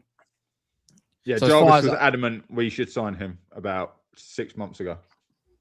Yeah, I talked about him 6 months ago. But he's quite good. But, I don't think he's ready for the Premier League yet. He's young. He don't have the physicality yet. He's very, lanky, tall guy. He looks like Peter Crouch-ish. So he needs more time for me. Striker, he turned out to be Crouchy. Yeah. So, Morita, didn't he come from Celtic? No, Fulham. Yeah, Fulham. Yeah, okay. Target. Yeah, well, they have some good players. Jack Butland. He's past it. He's third or fourth choice, I think. But it's strength in depth, isn't it? Brandon Williams. Toby Collier. No, he's not there anymore. West Brom, that's probably where he's ending up. I saw some reports today about Toby Collier going back on loan for another season. We can't seem to sell these youngsters. It's only a loan. He had a good pre-season, Collier. I thought he'd done well when he was on the pitch. Didn't really. Well, he looked better than the Fletcher brothers, even though they're younger. They look better than them lot. Yeah, exactly. Yeah. I hope Tyler goes to Scotland. I don't know what happened with Jack, but I hope Tyler does the sensible thing, goes on loan to a Scottish side and keeps his place in the Scottish national team. Then his career is just going to do that. Do you know what I mean? He might not never be the greatest player, but in Scotland's national team and everything like that, where playing for the national team is the biggest thing you can do. Good luck to him. The only thing you can do in Scotland. So, I'm sorry. I'm not scared of no hole. I don't care if they're newly promoted. I've seen Chelsea play all the newly promoted sides for years and years, and they smack them up. Burnley came up with company side, was it? And they got smacked up 3-0. I couldn't care less. You can't beat Hull City. Look, we're dropping points to Wolves out of all teams that got relegated. Like, we need to improve on those kind of results. We just need to score goals. I think we'll be fine. We've been more clinical so far. Like, the amount of shots we've actually had on target to how many goals we scored is higher than it was last season. But again, it's pre-season, so what can you take from it? They're not a Premier League goalkeeper, But you are right. You should beat Hull. You should beat Ipswich. Everton, you don't know what you're going to get because of what they brought in. And then you're at City. And City are more than beatable because we're definitely always up for that game. And this season, they're going to be inconsistent, I think. I think City are going to I think playing City be third or fourth. Yeah, you score one game. You score one goal against Hull, and their heads are dropped. They drop big time. They're not gonna realize what the Premier League's actually like. Even a lot of these players that come from overseas, they don't. It's always the case. Yeah, I think it's switch on early. That's the biggest thing I've hated in every game. Cass, I don't know if you've noticed it. I know these boys talk about it all the time. Early doors, we're half asleep. I don't know what we do as a warm up, but it ain't intense enough to come out ready for a fight, and teams catch us. Yeah, I think a loss probably does us more good than probably what the win would have done for us, because sometimes you just need a reminder that this can be reality no matter what. You keep winning, you get a bit complacent, right? It's just now that's kind of like done. I mean, players be like, "Oh, the serious thing happens against Hull at 12:30 on a Saturday." So yeah, I'm not even bothered about the window. I think we get the players that we probably want, and we're going to accept it, and you're going to like it, whether you like it or not. They're going to play at some point, but they're not playing against Hull, and they probably won't play against Ipswich either. They'll be on the bench. Yeah. I just don't know. I just don't know who. I just saw Sander Berg's name today, and I got excited. I couldn't care less what he said. He just mentioned Sander Berg, so I was over the moon. Progress in my mind. Talking about transfer rumors, I don't know if you saw this today. Left back of Club Brugge, Joaquin says, but he's not allowed to leave this summer. This is a HLNBE, so it's a Belgium outlet. I think it's a news outlet. 350,000 followers on X. So he's one of the guys we have been linked to, not only Lewis Hall. So apparently we are still looking for a left back. But it's quite a big risk signing a unknown guy from the Belgium league. We did it with Senny Lammens. Can we do it twice in a row? But weren't we just linked with a centre back from the same club as well? Nah, I think it was a strike. Wasn't it? Tresoldi. Yeah. I knew we were linked with someone, but I'm sorry, Harry Amas is better than this guy. He's better than the Spanish guy because he actually knows the club and knows things, and that's what you can't buy that. And he's not put a foot wrong, and we need to start rewarding players because otherwise our youngsters are never gonna come through. I mean, he barely knows the club. He's been here for about 2 years, to be honest. He's always on loan. And he's been on loan for half that time. I wouldn't say he knows the club. I can't lie. Have you seen the tapes?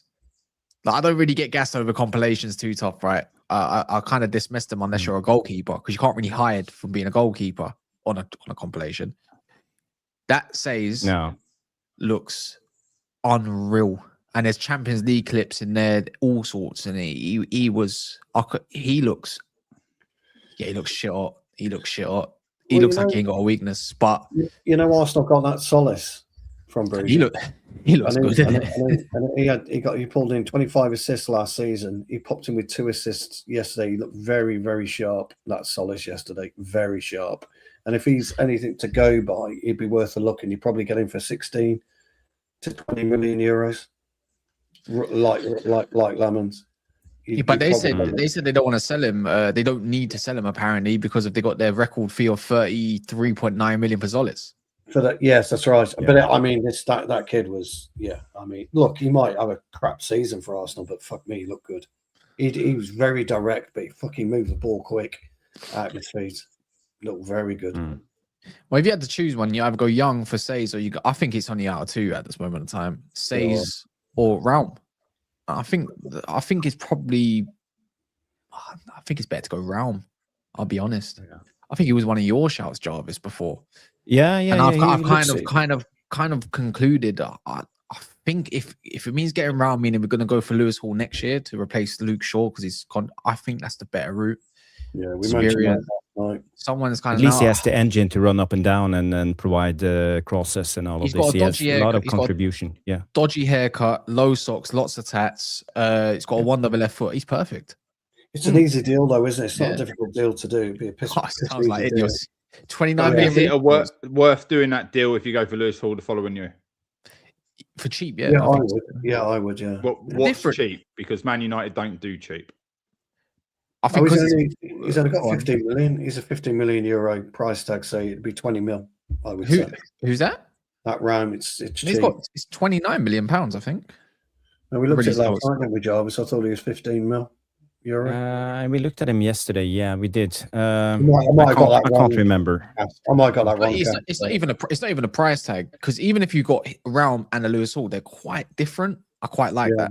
So you get the best of both worlds. But the thing is, I don't know much about Says. I'm only going to go off what people tell me in the comments, and I'm trying to put my trust in people. If they say Says, I'm like, you know what? Fucking chance it. Let's see what he's about. Because Raum says same thing for me, but Raum for me is like, he kind of knows Sesko. I want to get the best out of Sesko. I don't want to get the best out of Mbumo. I don't know about you lot. I want to get the best out of him. I want to know how we get. If we got the ball all the time, then you've already seen Euro play as a back three with Delo or Mazarawi. You can change it up that way. Do you know what I mean? So I just think like, cool. If we got all the ball, then my left back's doing that, and he's putting the ball into dangerous areas, which we haven't done that for years. Probably since Louis van Gaal, when before going back to ages ago now, right? Probably since not even probably Ashley Young. All right, you know what? Ashley Young with them crap inside crosses he loves. But really and truly, it was before Luke Shaw's injury. Him and Depay were flying up that left wing quite a lot. I don't understand how you can be Manchester United and not want or not have flying forward. How can Delo be our only answer for 10 years nearly? Cass, that's really interesting, because did you guys hear the interview with Steve Holland and about Thompson? Why they bought him? Tynan Thompson? Yeah. Why? So we bought that new left winger from Spurs, the youngster, because apparently he was different, because all he will constantly do for the whole game is constantly take on the fullback. Keep giving him the ball. He will take him on. He wants to get past him. He wants to get the ball in the box. He wants to drive forward. And you're talking about exactly the same thing. You want that from your fullbacks. That's the Man United way, isn't it? Get the ball wide, drive down there, get the ball in the box. And Man United way. So we can't score. I don't know. Tynan Thompson's a flip. Let's be real. He's going to get flipped. He don't look like someone. I'm not saying he's not good enough or anything like that. But you know, when players come in for a little bit like cheap like that, if they're not getting minimal minutes this season, you're probably going to get flipped. Probably. Do you know, like the way I look at it is JJ Gabriel is probably going to end up playing on the wing at some point in the next couple of years. Cunha already plays there, and a couple other players already play there. Don't really see Tynan Thompson taken away from Gabriel's path. No chance. I'm not saying bank on it either. I'm just saying I try to think like the club. Some of these players are flips. I think he's going to be. So you're saying basically he was third choice, expecting to get rid of Rashford. Flips. No. I think if you get 4 million, if you can get rid of him for 10 million, you've got a profit. I'm sorry, but did you not see what came out yesterday? Yesterday was it, or 2 days ago, about the whole academy trying to use that should have been monetizing the academy years ago. That should have been done years ago. Yeah, that was that's the biggest money flip ever, and they're trying to catch up now. Yeah, he's a flip, 100%. Somebody that Louis Page doesn't look like a flip.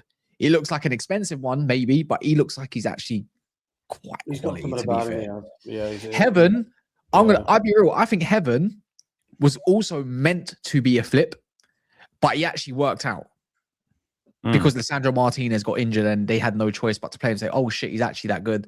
He looks decent, to be fair. There's a pathway, kind of taking his chance. Yeah. I don't see Tyler Thompson getting any minutes this year at all. Because of Rashford, because of Cunha, because of Dorgu. He makes no sense. He doesn't. If you're not going to send him out on loan, what's the point? He's a flip then. Haven't we signed like something like 8-9 players in total? This is the funny thing. Yeah. Daniel Eze. Five or six players now for the 21s. Yeah, youngsters, a lot of youngsters. Yeah, Daniel Eze, I think, was one of them. There was quite a few. The goalkeeper, the Welsh under-19s national keeper, Magnuson or whatever it is. Yeah, we saw that Colombian. I call him Oreo. Whoever wants to take a crack at pronouncing his name properly. Yeah. Now, he looks like an animal. He looks like an absolute beast. What I want in midfield, like an Onana, a pillow or something like that. But that's why I think someone like Sander Berg could make more sense. I know we talk a lot about I think Manu Kone's age makes the most sense, but I think why Sander Berg makes a lot of sense. You're gonna have to move one of them players, whether it's Sander Berg or Tielemans or whatever. Eventually, you're not gonna keep both players on when they hit 31, are you? Or 32? You're just not. One of them's gonna go. Well, there you go. There's a pathway for a young player to kind of take over that role eventually. And if you're talking about physicality, who looks like they got ability, I'm not being funny, but I saw him play that under 21s game. It looked too flipping easy. You think Cheeto looks like a ringer? That's a 27-year-old man. He looks like Cheeto looked in the 18s, but he looks it in the 21s.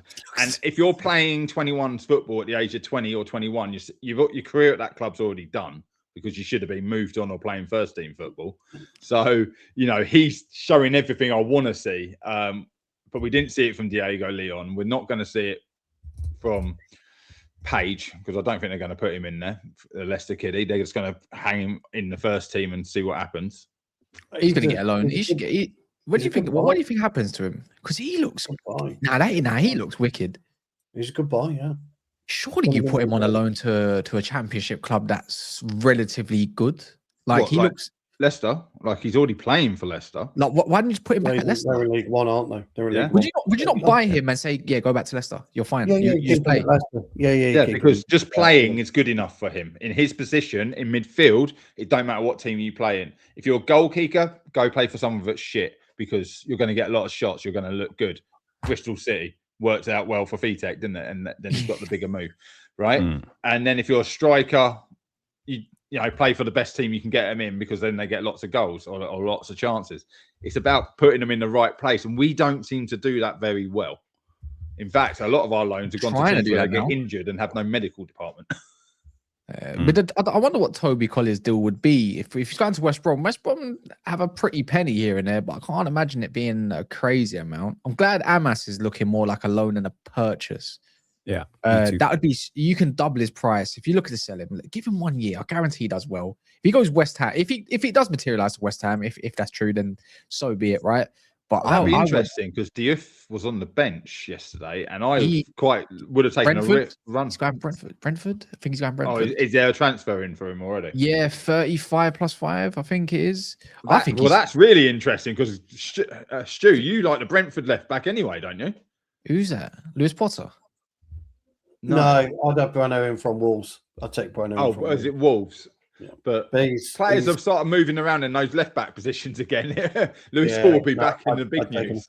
I'd say Brentford are putting together a nice little squad there once again, quietly under the radar. Nice little squad. I think Juve is shit, anyways. Personally, I think he's got a good cross, got a bit of speed about him. Cross. He's got a good cross. He tackles like a Wan-Bissaka. He's not good on the ball. I can't see us playing around when we play out on him. I don't think he's the right man. Yeah, on the ball is clunky. It's clunky. It's quite clunky. Yeah. But I don't want to play out on the back. So I want to bypass the back.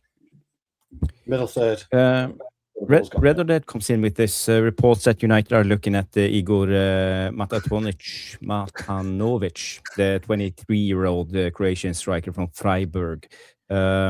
He's mostly known for putting Croatia in offside. I don't know if you remember the World Cup when he jumped and touched his hair. So he's the guy that came on. I don't know if anyone knows anything about this guy. I watched his compilations. Looks like a championship striker. Honestly, stay far away. I'd honestly stay far away. Yeah, I'll put him in the Gyökeres camp, kind of like he could at a lower level score a lot of goals. Put him in the top level, he might get double figures.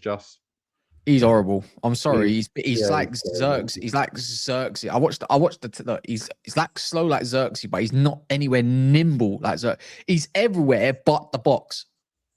Yeah, loves a flick on. He's like, that's great, but what about being in the box? Yeah, I can't explain enough how important it is we buy a striker that constantly stays offside if we're going to play balls wide. You just stand offside, stand behind the centre backs, and get the second ball. Do you know what I mean? It's like we keep having these strikers that come deep, come back towards the fucking our own goal, or like you just said, Kaz, they're too slow to get into the box and they can't keep up with the strikers.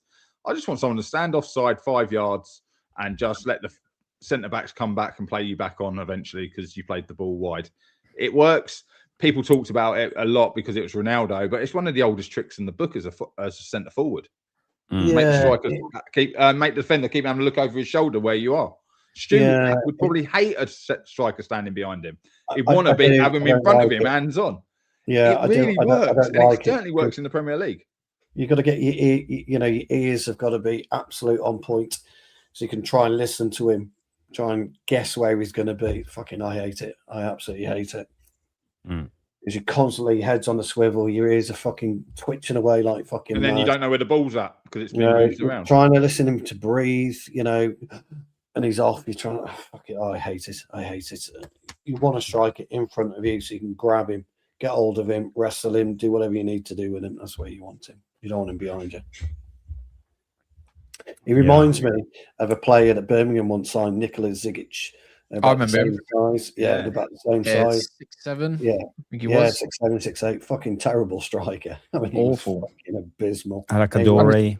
Done his job against Arsenal, though. He reminds me of that type of player.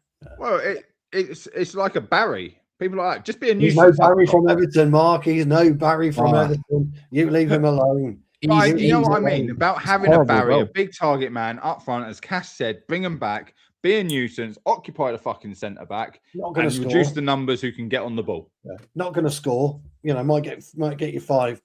I'd hate to play against Barry. Yeah, but can you just help it round the corner to a runner when we've got pace? That's what that Matanovic is, but he just. But Barry's much better than him. Barry is a. Oh my, he's clunky. Oh, I'd hate to have that. Mateta's the same. Mateta can finish, but he does the same sort of job. Barely. I have a problem with Mateta's finishing as well. His link up is awful. Yeah. I'm more of a fan of these 6'6" strikers that can link up and is a fox in a box. It's just everywhere. That's why I like that Tresoldi, to be fair. I'm sold by him. He looks like a really good footballer. I think United need to employ good footballers.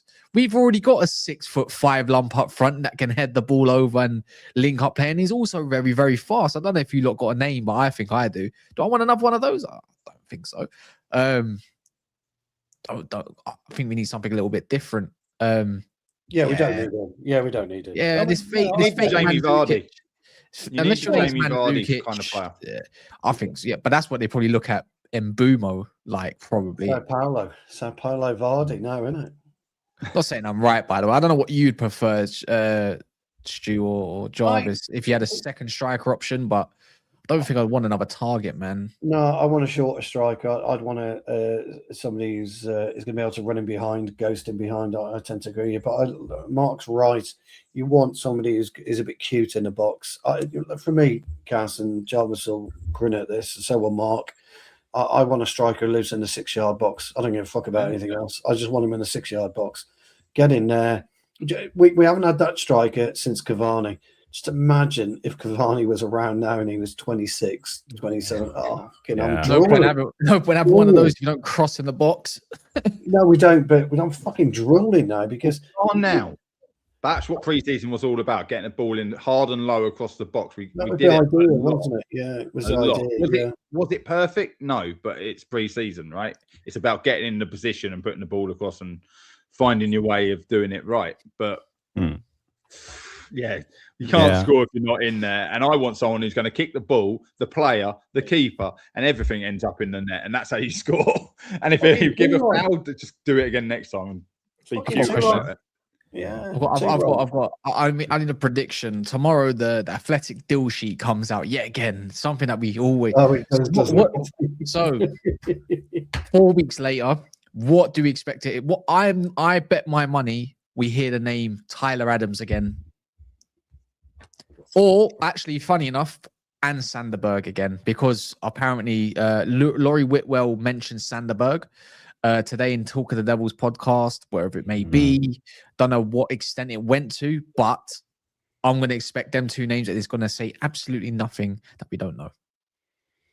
I expect the same names as always. It just keeps going round, regurgitated. Sanderberg is one we want, but it's going to be about 60 million, 70 million soon. The longer we leave it, the higher it fucking goes up because Fulham are no mugs and they don't have to sell right now because they've already got players in. If he wants to play, he can play. If he wants to sit on the bench, he can sit on the bench and rotate, right? But I mean, Arbeloa has brought in a couple of Madrid guys. And do you know who I expect to make a reappearance? Kone from Roma. That's about the only one I expect to make a reappearance. I think that will get No, he was mentioned last week. I don't think we can. they can't. You can't say. You can't do it again. You got to. he hasn't really gone away. Yeah, you can't pretend like you got. Sorry, you have to pretend like you know what you're talking about in these deal sheets. I think so. You got to predict. That's why I say, who haven't I seen recently? Tyler Adams or Sander Berg. So I'm gonna imagine it will be them two. I do hope it's Sander Berg, but I wouldn't mind Manu Kone. The issue is though, Manu Kone's had no preseason. He's had nothing. Yeah, that's true. He's had nothing. Yeah. For me, when it comes to the striker, it depends what we want. Do we want another young up-and-coming striker for the future, or do we want someone more experienced, like Watkins, for example? I saw him mentioned in the chat. But personally, I know that Atletico Madrid are trying to offload Sørloth. Maybe he could come in, do a job for a season or two as a bench option. You know, he's kind of a super sub on Atletico. He hardly plays more than 60 minutes, and you know, coming on. You know, it's not the Norwegian agenda. He's the only one who pops up. I think he could learn Sesko a thing or two, you know, how to move in the box. He's pathetic. Yeah, he drops way too deep. He thinks he's Ronaldo or something, where he drops back to a halfway line to pick the ball up. He's stiff. There's a player out there. Passing's not great. What I've seen of him in the Atletico games. But he is a pain. He's strong. Yeah. He's physical. I'll tell you what we need. I'll tell you what we need, Mark. Right, sorry to butt in, but we need, and you're going to laugh at the name, but not about the type of player we're talking about. Don't you dare say Delap. No. We need Billy Sharp. Do you remember Billy Sharp? Yeah. About the way that he played, that's the type of player we need. But and I don't know if there's that type of player around anymore. They are, but they're in the lower. They are the championship strikers you're talking about, bringing them in 1-2. I'm not talking about bringing a championship striker. I'm talking about that type of profile of player. No, that's what I mean. That profile players in the championship. He was excellent in the box, decent outside, but get him in the box. Fuck me. What we should be doing is, and everybody should be getting on the Liam Van Nistelrooy bandwagon out. Let's go and get a Liam Van Nistelrooy. We should be getting him. Check his knees. Yeah, I'm not getting excited over that. It was under 19s. I've seen Cheeto wrap up how many goals against under 19s. Well, I'm getting gassed over that. But to be fair, he did a run and do that thing. He did the Van Nistelrooy thing, didn't he? Yeah, like he put against Arsenal. I remember the goal. I remember thinking, wow, that's just like the. Get off Football Manager, man. Get off a Football Manager and don't mention his brother Sebastian either. Football Manager. Yeah, but no. Going back that's like mentioning Van Nistelrooy's. Not Van Nistelrooy. Which fucking fan is it? Ex-Arsenal United scored. Van Persie. His boy looks great when you watch him on the ball. But again, Cass is right. Who's he playing against? What age group is it? You know, he's playing for the first team now, isn't he? Playing first team this season. Yeah, he's in there now. First team. He's done quite well. Yeah, but the type of player I'm looking at is a Billy Sharp type player. 5'9", 6 foot. He was something along those lines, but great in the box. Interesting one here from Rangers saying Tillesman and Santos won't work because we've seen 60 minutes of it when they were barely fit. Look, I guarantee you, if the result of us was beating Milan 3-2, no one's talking about it because of the result. Absolutely. The fact is whenever they picked up the ball, though, there was no one to pass it forward to. Because where was Bruno? He was trying to do build up with them. Why is he in build up? That's what was that's what pissed me off. Is right. We've not done that all preseason. I didn't see him do that when he even come on against PSG, and all of a sudden you're trying to help with the build up. It's like Cass wasn't having a go at me in the chat before he came on when I was basically trying to say this. I don't get me wrong. Everyone was having a go at you in the chat, Mark. I know. I saw. You're the Antichrist, mate. Fucking hell. It's just hilarious how it's twice he tried to get involved and twice we conceded. I hate back to goal Bruno. It pisses me off. But the whole point of signing these two players is so you can stay the fuck up there, man. Like, and the thing is, if be you're the gonna, pivot of the triangle. it's like playing pro clubs on FIFA. If anyone plays or played, yeah. When your striker or someone vacates their position, what happens? It drags over the computer of the other team naturally to your spaces, meaning, wow, I can't get the ball up the pitch because guess what? No one's there. Yeah. And not only that, you've just invited somebody extra who plays free at the back with Milan, who's already put another body further forward so you can get dispossessed. And with Cunha dropping back, we didn't have anyone to occupy those three centre-backs. Cunha was dog shit, just like Bruno. Just same thing. It was the same cheek. It's the same cheek, basically. And it was, look, I'm not saying Bruno won't work or Cunha won't work. I don't know if anyone disagrees. I understand it's fitness. They don't really give a shit as well. Bruno's been in the game long enough. I expect when it comes to turn up, Bruno turns up and plays serious, right? I think so. But that just didn't set a great precedent. It's just funny how you can go throughout all preseason, say, oh my God, did you see Bruno and Tielemans link up against PSG when they had Vitinha, João Neves and the rest of them on the park? But when it comes against AC fucking Milan, it's like, oh no, won't work. Fuck it. You know what? Don't watch the season. Don't even tune into the first game. Just watch the result like it's teletext back in the day on the TV and waiting for match of the day at 9 o'clock. That's what I think. Yeah, it's good old teletext. I love teletext. I, for one, by the way, really looking forward to Saturday lunchtime. I'm going out cycling. The missus is away with the kids, so I'm going out cycling. I've got the house to myself. Chinese for me lunch, and I'm not going out Saturday night, so I'm going to have a couple of beers watching the game. I'm so looking forward to it. So looking forward to it. And I always do. I love the first game of the season. I just love it. I'll even tune in and watch the Gooners against Coventry. And I don't really care. Yeah, I love Coventry. But Stu, we got told you shouldn't want to play against newly promoted sides, and certainly not the best one out of the three. So by that logic, I expect Coventry to win or get a draw. Yes. Do you know what I mean? Yeah. No, by that logic. Yeah, 100%. And they signed one new players. But then again, Cass, I never used to like playing it and still don't like playing at home games. I used to like always, my favourite games are away matches. I used to love beating teams on their own turf. It feels better to beat someone on their own turf. It's a lot fucking harder to do. Talking about the turf, we flattened our pitch now. I wonder what that looks like. Yeah, I know. I haven't seen it. That looks so weird that it's just and a flat and carpet. don't forget the dugouts where we've kicked more people out because we have to do the European expansion. Got to do the expansion on the dugouts. You've got to add 8 seats. Is that it? For Champions League? So they're just going to say to the people at the back of where it used to be, "Fuck off." Oh mate, they're up in the floodlights. They've gone up. Yeah, they've gone up. I don't know what they've done with them, but yeah, it's terrible. What do you mean the extra 8 seats? 8 seats for who? The European Champions League. UEFA says you have to have 18 available seats or something like that for Champions League nights. So we had 10 seats only. We used to sit people, and you can see it in games. They're sat in as the steps went up. When they moved, the steps went up. They're sat in the crowd up the side. Yeah, but you're not going to be allowed to do that. So they've widened it, re-bricked it up. I want to know if we swap back to the other side. I don't know. I don't like the fact that we swap sides under 10 Harvey. Do you know what? I don't know. You're closer to the home fans by what? 12 seats. They're behind me. When you name your Champions League squad, they've all got to be on the bench, haven't they? Yeah.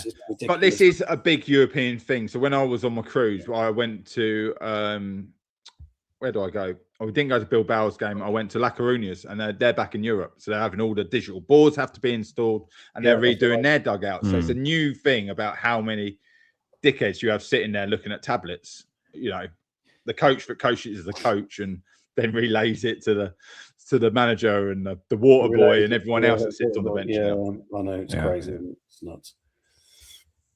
Guys, I want to talk a little bit about a update I just saw from Sam C, and it's quite interesting because I think this is the next topic we can discuss. It's Sam C saying that Rashford, he had 3 opportunities to leave Manchester United for other Premier League clubs so far this transfer window, and they understand Rashford's sole focus is on Man United. No intention for the player's side to pursue a Premier League move as it stands. We also saw links today with Marcus Rashford. A couple of Turkish clubs came back again. We know Fenerbahce has been in for him. Do you think 100% certain that Rashford will stay, or is it still a slight chance that he will leave in the last couple of weeks of the window? Stu, you can start. Well, I think he stays. I think that's it. I think he's done. I won't read anything into the squad numbers that we played against AC Milan. The squad numbers haven't been released yet. I think he stays. I think no, his squad numbers have been released. He's got the number 14 shirt. You just didn't have to wear it in a friendly. Yeah, they're not. Yeah, they have been released, but they're not firmed up. I don't think they've been. They go this week, don't they, to the Premier League? It's the final. Yeah, but they're confirmed once you start selling that fucking player's shirt. Otherwise, you got serious problems. Yeah, because everybody was up in arms, weren't they? Fucking he's wearing number fucking 9. Oh. They done the free transfer, didn't they? When the Ronaldo came, I don't know if everyone remembers that. Cavani, you got his number changed for free at the club shop. That's it. Yeah. Why I don't know why Mason Mount ain't got his number 7 stripped. Oh, well, mate, we're all on that bandwagon. It's mental how someone has kept that particular number for so long. Like, does he not have any shame? I know. An ounce of shame. Out of interest, who would you have given it to, Cass? No one. I would have retired it. Absolutely. I don't think no one deserves it. Not one player deserves it. No, I totally agree with you. I totally agree with that.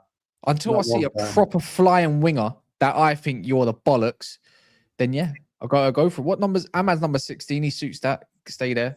Yeah, no one deserves it. Cunha, you're number 10. Mbumo, probably number 9. It suits him. I don't know what Sesko's going to. I don't think Sesko is going to change from 30. He seems quite affiliated with number 30. Give me 3-4 years, Lacey. Maybe, yeah. Until someone deserves that shirt. That is our main number. Not even number 10. I think it's number 7. So it is not our club. Yeah. At our club, yeah. We want to be different. So it's 7. Yeah, it's 7. 100%. No, I went on a rant a few weeks ago, Cass, about Mason Mount number 7. Absolutely. When you look at the greats that have worn that number, but Bestie will just be turning in his fucking grave, bless him. Valencia, he had shame. He decided I'm going back to number 25. He did indeed. He did indeed. He was given a 7. Yeah. Michael Owen wore it for some reason. Fuck knows why. Because it was the only available first team number when we bought him. But when you look at the 7, but when you look at the 7s like Robbo, that's what a 7's all about. I grew up with Robbo. Absolutely. Still not first 7, is he? There is only one number 7 at Man United. You may have grown up with him, but if you had to say who's the first number 7, Bestie. Got a question for Jarvis. Do you still want Lisandro Martinez in this team? Not saying because of the mistake he made, by the way, but just wondering if you would happy to go back to Luke Shaw, Martinez, Maguire, and Delo that we had exactly 4 years ago. No. Well, as I said, he has some special abilities when it comes to the build-up. He knows how to break the lines with his passing. I've been saying this many times. And as long as we don't bring in a centre-back with those attributes, I think we are reliant on Martinez as it stands. I think he will take Aiden Heaven's place as soon as he's back and is injury-free. Fuck the season. Sadly. Yeah, but he has the abilities, and if Carrick want to build out from the back centrally, as we are seeing right now with the 2 DMs, we see Tielemans, we saw Santos dropping deep between the centre backs a lot of the times, and if we are doing this, I think we need at least. Well, not at the ability as Martinez has when it comes to his line-breaking passes. That's his strongest attribute. But, I'm not his biggest fan. I think we need better. I don't trust him. So, but I'm talking from a squad-building perspective. We don't have a player with his attributes. There are many players that don't have that attribute, to be fair. I just think, like, if you're going to play this positional IQ sort of team in the middle of the park, right, that's not got a lot of athleticism about them, even if you do bring in Sanderberg, then you need an athletic back line. And there's only one player that's kind of I think we can solve a big issue this year, right? Is I don't care about what centre backs can do on the ball. I'll be very honest. I couldn't care. They should not be the ones that pump the ball into the attacking mid. It's just a bonus if you've got that sort of player. I would love it if we had, dare I say, I think Delo / Mazraoui, I don't really care which one, De Ligt when he comes back, because I don't think he's going to keep him out from being a good defender. As long as his back's not sore, he's not losing his ability to turn on the ball. Heaven, and then whatever left back we acquire, whether it's around what it says, because all of a sudden, and I've seen both of them, they look very athletic, and all of a sudden the recovery on that back line is insane for me. You got a box defender, not too great on the ball like maybe Maguire's kind of shown recently, but the long pass is still there, just not the short one. Heaven, I just don't think you can't get away with having that back line of Martinez and Maguire, because Martinez is like, you can't partner with no one, unfortunately. You can partner with maybe De Ligt, but I think you can get away with Maguire and Heaven for so much. You need that somebody who's good at covering when the ball goes over. I am so on this bandwagon because I was saying it last night. I was saying about how we started with Euro, right back, who's not exactly slow, but he's not a right back. I know, Stu, you fancy it. He's done all right. He's done all right. He's done all right. He's done all right. You had Heaven and Euro either side of Maguire, so that covered Maguire's lack of pace. Yeah. And then you had Heaven to cover Shaw's lack of pace, which, let's be fair, it's gone, isn't it? His legs have gone when it comes to sprinting. He's all right again at top pace, but it takes him a while to get up there. And I totally agree with Cass. That works. And if you take that out and put De Ligt in there, if De Ligt can come back, because his IQ, footballing IQ is so high, it would work. And if you still need to cover him for pace. But Mazraoui would be my choice there just because he's smarter. I think he's a smart footballer. So my choice would be Mazraoui at left back at the minute, Yoro at right. But I agree with everything you guys have said. When you look at our back four, if you go with Dalot, 29, correct? 28, 29? Yeah, around that. Both Dalot, I think he's 29. Both of them are 28, I think. Yeah, Maguire, 64. 30, 31. We'll get a new right back for next year. Yeah. Luke Shaw in his 30s, Heaven in his 20s. So I'm with you. Look, my problem is, and it always has been, you guys know it, I hate all this bullshit playing from the back bollocks. I don't agree with it, and it doesn't get you anywhere any quicker than if you roll the ball out, to an advanced fullback. It just doesn't. All this dicking about, going backwards and forwards, left to right, right to left. You can't move faster than the ball. Stu, it's because all the opposition team are well organized. So passing the ball in the back line is about manipulating the opposition out of their set defensive shape. It doesn't work. It works. Obviously, it works. Why do you think people are doing it? Yeah, obviously, it works. We don't manipulate. Jarvis, don't forget football. We do. Not really. This summer we have done it all the time. We have manipulated. Every time we don't find the half spaces, we play the ball over to the other side. We wait a little bit. We trick the opposition to look like we're playing out to the left back, and the centre back turns in again and play back, and we try again. If they press us to play in the half space. But if they press us, all you're doing is chipping it out to the fullbacks, which are advanced. So why don't we just Which dip is it the out? slowest way of moving the ball. A chip pass is the slowest way of moving the ball. It's the most efficient way of moving the football than going from going to the centre half and then pushing it into Tielemans or Santos and then getting it back and then pushing it wide. Yeah, but Stu, this is the Premier League. It's not checkers. It's chess. So Jarvis, we are it's not the advancing. Premier League anymore. Like, this is worldwide. Everyone plays this way. So football needs now to evolve again, and I believe it is because everyone's now following the PSG rotation model. Arsenal were doing it yesterday to a degree. We've been doing it, and there's a few other teams doing it. And it's not an evolution; it's a de-evolution because it's going back to man marking. And do you know what? Get the ball, run with the fucking ball, try and beat someone, and then you'll have an even easier pass because no one can cut it off because you beat your man. But I don't I think every play has a counter play, Mark. The guy standing next to you, huh? But for me, I think every play has a counter play, and the tactical awareness of the players today, compared 5 years ago, and if you go 10 years or 15 years, is astronomical compared. And now everybody understands, and every coach understands. They have supercomputers analyzing what to do in certain situations. So as you said, there's so many things going on at the moment. Okay, we try to play out from the back. What do the opposition do? Okay, they man mark. What do you do then? Everybody is taken. You go long. You have to then go you go long. back You to have to route play one over. football from the If they don't man mark because you don't want to expose your back, you don't want to go man with your centre backs. Maybe you don't trust them because they're not quick enough in the recovery. If the ball comes long, you only press with 4, for example. So it depends. Everything has a weakness. That's the thing.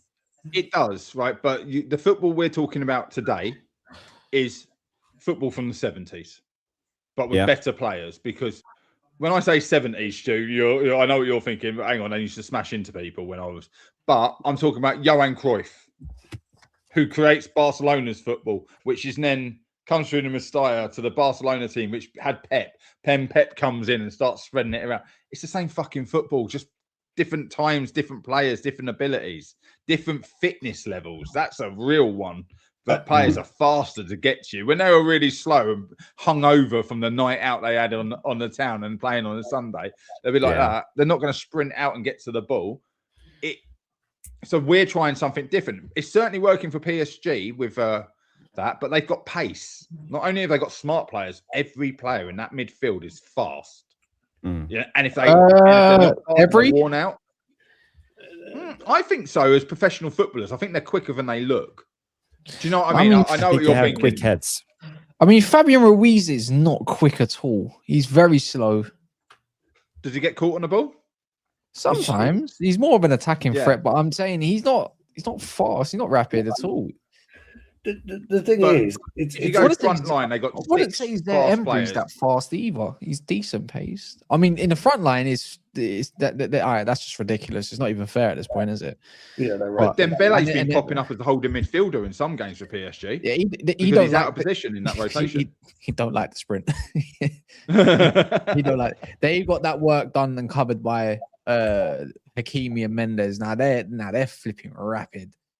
They're rapid. And that's where I want to get to. After I saw Jaden Camerson bullet in that one game, I think it was against I didn't realize how fast that kid was. But that's what he's there knocking on the door, Camerson, this season, I think. We're talking about PSG's speed. We haven't got that speed and we haven't got that intelligence. So why are we trying to play like PSG all the time? Why are we trying to play like PSG? Because we don't have that intelligence. So you've got to adapt your game. And this is where Michael Carrick has got to adapt to Manchester United.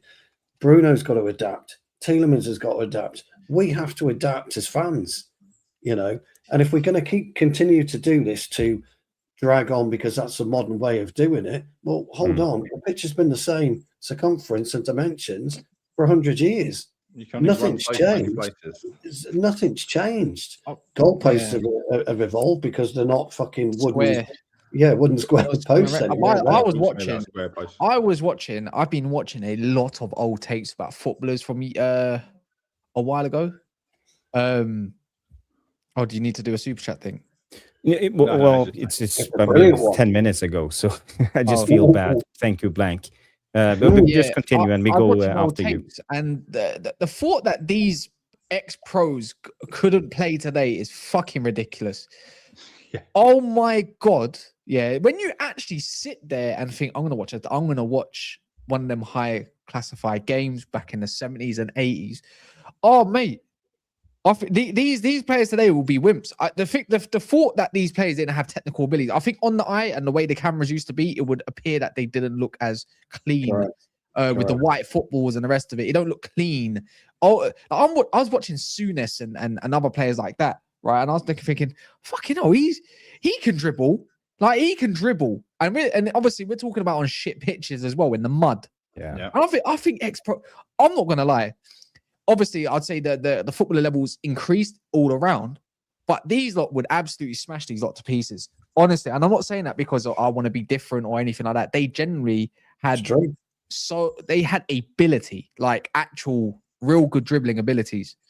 If they had a lighter football, I think it'd be even worse. I think remember them balls used to weigh pounds. Oh, they were I heavy, used to say this you about know. Bobby Charlton. Bobby Charlton scoring from 40 yards, rockets. What's he doing with the modern day football?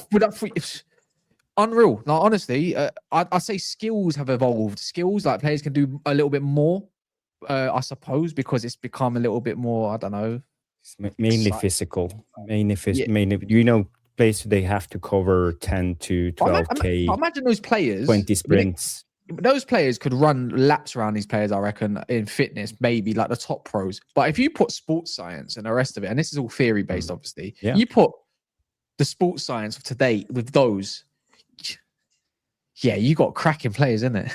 Well, that's what I'm saying about, like, you take a Pele, a Maradona, a George Best, a Ronaldo R9, a Ronaldo, and a Messi, all of one age, all on the same pitch.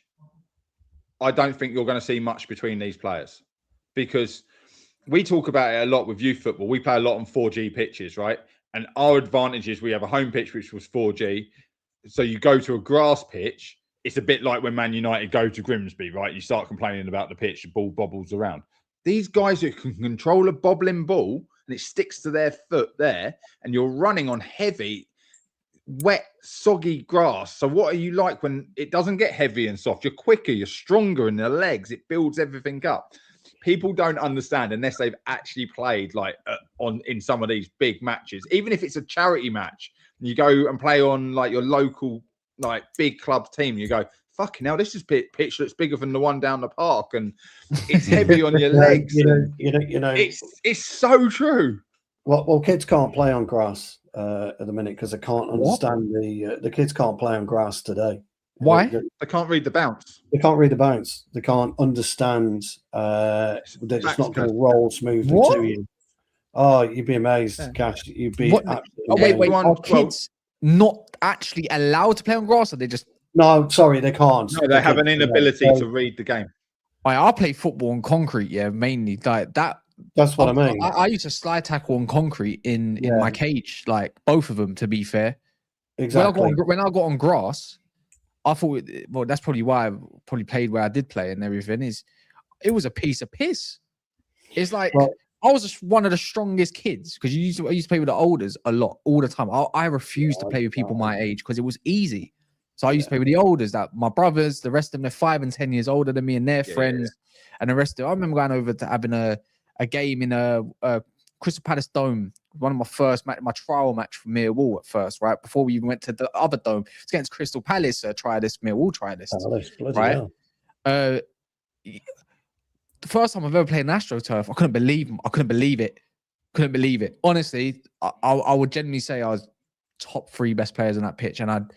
And when they asked me, would you want to come back? I said, am I playing on AstroTurf again? And they said, yeah, probably. I said, I ain't coming back then. Well, but I didn't say that. I told my dad to say that because I was too afraid of it. Because I said it was too easy. I wanted something better. And then that's why they invited me down to their bit. And that's how things kind of went along. But I couldn't believe it. Our best games at the minute. If you've only ever played on Astro and then you go to grass, it's a lot harder all of a sudden, isn't it? I think kids that are good at AstroTurf, I will never rate them. I'll be real, I don't rate them because you can skip a play. How many players have I seen get skipped on AstroTurf training and the rest of it? When it comes to grass, you're shit. You grew up on AstroTurf. Yeah.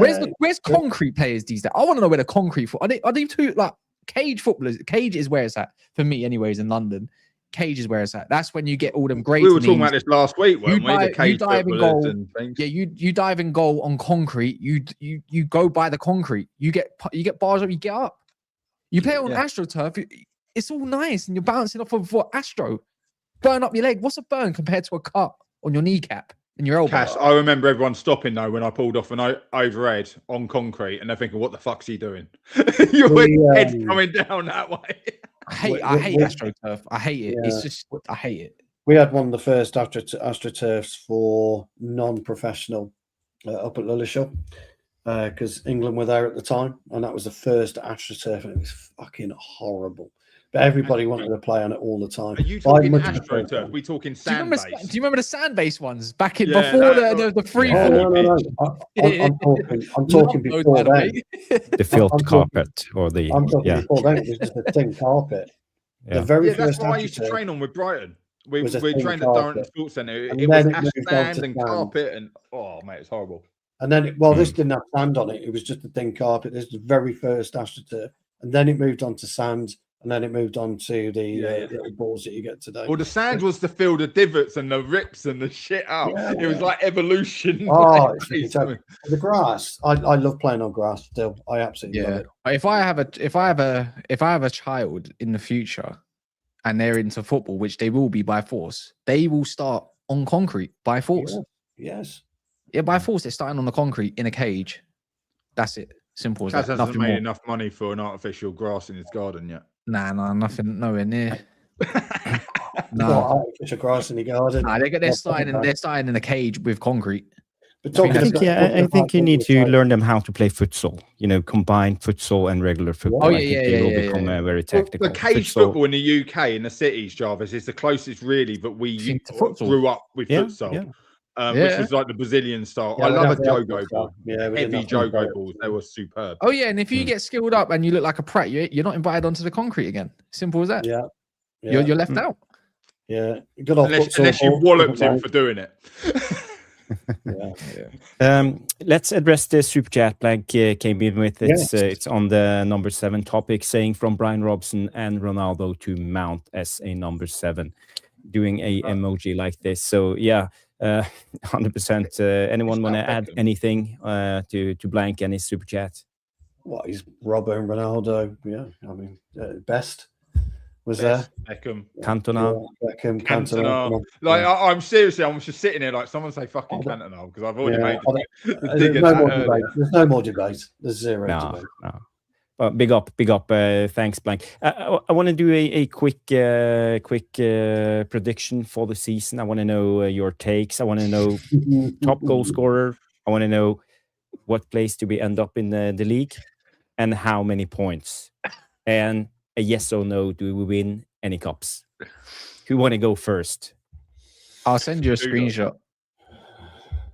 I'll send you my screenshot. And this is based off what I feel. Kaz, did you do yours earlier today or was it yesterday? I done mine today. Yeah. Did you see it? I saw the thumbnail while I was at work. So I changed. Mine's tomorrow, so this is going to be interesting. I'm going to screenshot and then I'll send it to you, Stu. You can go through everyone else's first if you want. Yeah.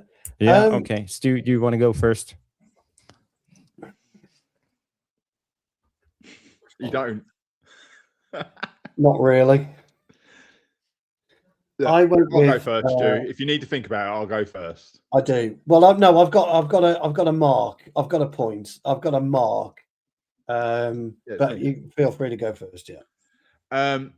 So I'm doing my show tomorrow. Cass has already done his, doing the previews and that. But I think we will finish outside the top 4. I think maybe we get 5th. At a push. I think Europa League, just if it stays, if nothing changes in the next 2 weeks, okay? This is based right now. I think Mbeumo finishes top goal scorer, hands down. I don't think there's any doubt in that. The guy just looks on fire.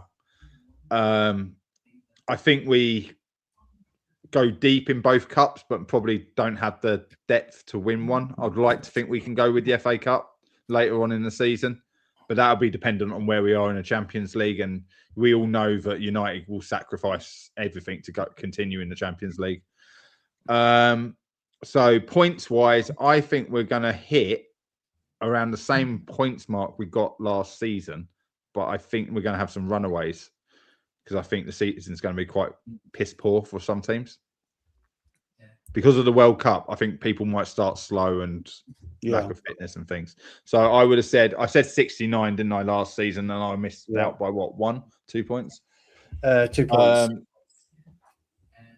I'll say 70 points. I think we get more points, but might not finish in the same position because let's be fair, we had a little bit of help to get third, didn't we? With Villa dropping off, Liverpool being shit, Chelsea being shit. So yeah. So my number, because I think you've got to get.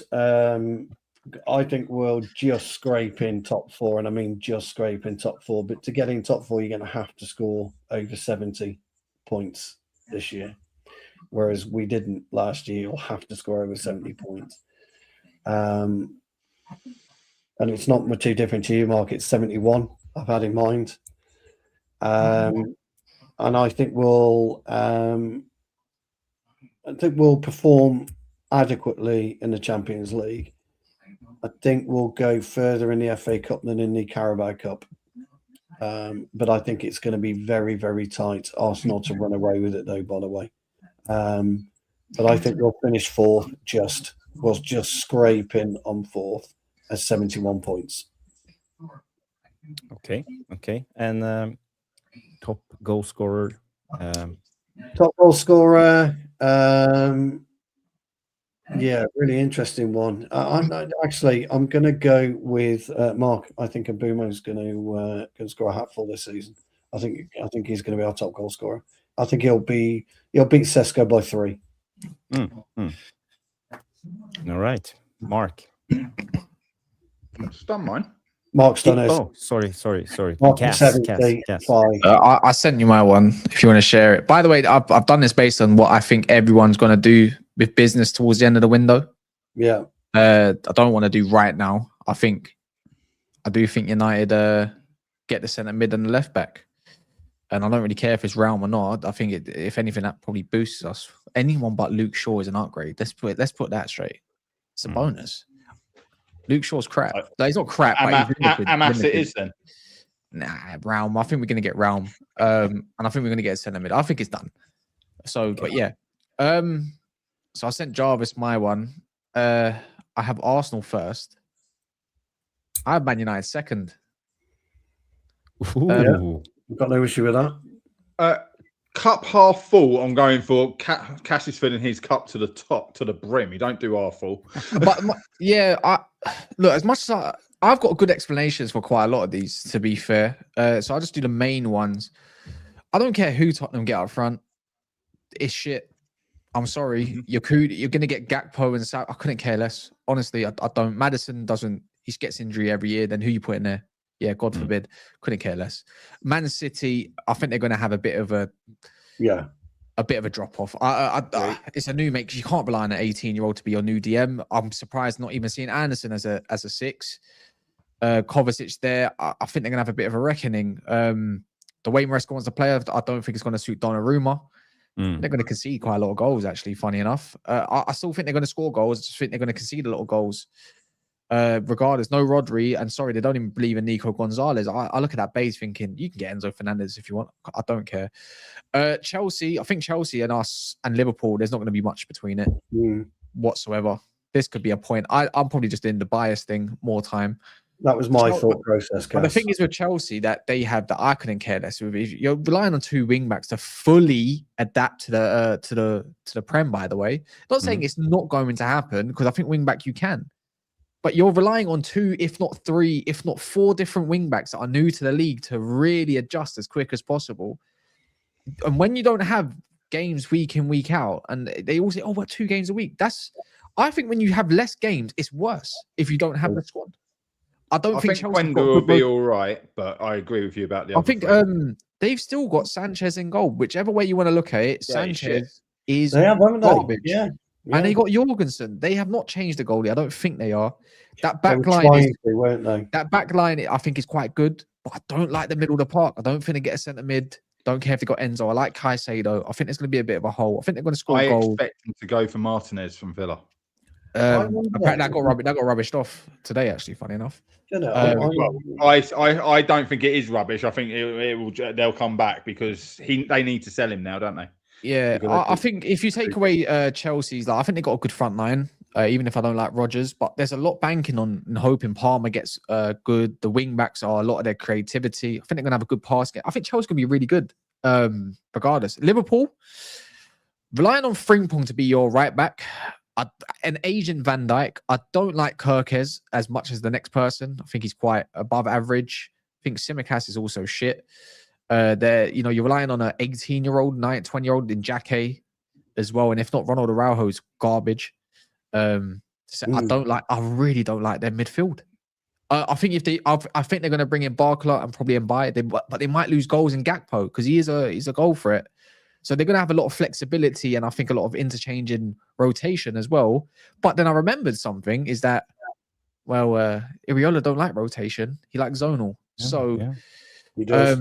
I don't like their midfield. I think they've missed the trick by not signing a 6. I think Gravenberch can do it, but it's like when you take out Gravenberch, I don't like it. I really don't. I think Wirtz is crap. I'm not gonna lie. At the moment, he's quite crap. I think he's got a lot to prove. I think Isak. Who you rotating Isak with? Because you're gonna have to rotate him. Yeah, Ekatike is still going to be out till after Christmas. If Gakpo's not there, who's going up front then? If Gakpo leaves at Tottenham, who? So I'm saying you're saying who. I'm saying that's what this is my thing. It don't matter if you get a Barcola or an Mbaye or whatever. If you get those two, that means Gakpo's leaving. Who is a striker when you rotate Isak? There's no Chiesa. No, you're going to rely. He's got 2 Premier League goals. He can't even play wide right. I think that's where Rio gets his game. So I think I'm within my right to say it's quite confusing, but I think Liverpool, again, I don't think there's going to be much between us, Liverpool, and Chelsea. And probably City to a degree, but I think there'll be a point where it starts running away a little bit. I don't know. Tottenham again, look, Villa, they've got too many key injuries for me. Way too many key injuries. So yeah, I'm not saying it's going to be mad, but I'll always maintain this in it. See Champions League spots if there's 5 places. Doesn't matter if you finish 2nd, 3rd, 4th, or 5th. You got the same goal. It's done. It's finished. Unless you win a trophy along the way, who gives a fuck? It's bragging rights. That's it. I've always said, if you're going to call it Champions League, fucking keep the first place is the only one who goes in. How many points did we get last season? How many points did we get last season overall? 71. So my thing is now can you improve on that 71? Even if I think you got to look at it, can you get me at least 75 points? I think it's not quite title. It's not quite outside the top 4. But it's like high 80s last season. The games we drew, even at the back end, with losing to Leeds and shit like that, we could have easily be high 80s. So we dropped a lot of winnable. Yeah, I just think with that, it's just it sounds good in theory, but I think the success we had against bigger sides, it might not be the same way. Where against the smaller sides, it might be a lot better. But I'm looking at the point tally, and the point tally will tell me if we've improved or we've not improved realistically. Yeah. But that's kind of where I've come up, and I think it will be the other way around. I think we'll end up finishing 4th, but I think it'll be very tight between us and Chelsea. And I had City behind me as well. Oh, yeah. My last reason is we got a lot of attacking options, which means freshness should be within our advantage at this point. So, yeah. As long as we're clinical and we're outscore, because we haven't got the advantage at the back. Comparing what you said, what was coming off the bench, I don't know if you agree, Jarvis, I don't know what you got going on. We were bringing on Agates and Xerxes and stuff, and now we're bringing off or on Rashford. Even if you don't like him, it's better than Somerville and other garbage. You're bringing on Sesko. You're bringing on. I always will like this. A fearless Shea Lacey. Yeah. When he gets to play, and on that right hand side, whether it's Ahmad or someone different, you've got options. It's not perfect, but it's enough to get you over the line, I think. Tyrone 7th. United. Neil Driscoll comes in 5th or 6th without new signings. Obviously we are predicting on what we know. Know now. So if anything, big happens, maybe we need to rethink. So Scotty comes in 7th, 4th from King Carrick. Let's see what else. Neil Driscoll says a cup would be nice. 66 points. Johnny Kermode comes in top 3, 75 points. That's quite good. Stephanie, big up Stephanie, 77 likes and not points. Are we going to play youngsters in like Carabao Cup? Well, I think we are. Why? I think we probably will do. But why? We've got look at our second. When I say team. youngsters, I'm talking about our second 11, if you like. So our 25-man squad, our Champions League squad, we need games for those rotations. So if Lacey's on the bench, Lacey will play all those cup games. Our second choice goalkeeper starts in the cup matches. Those sort of things. You would like to think so.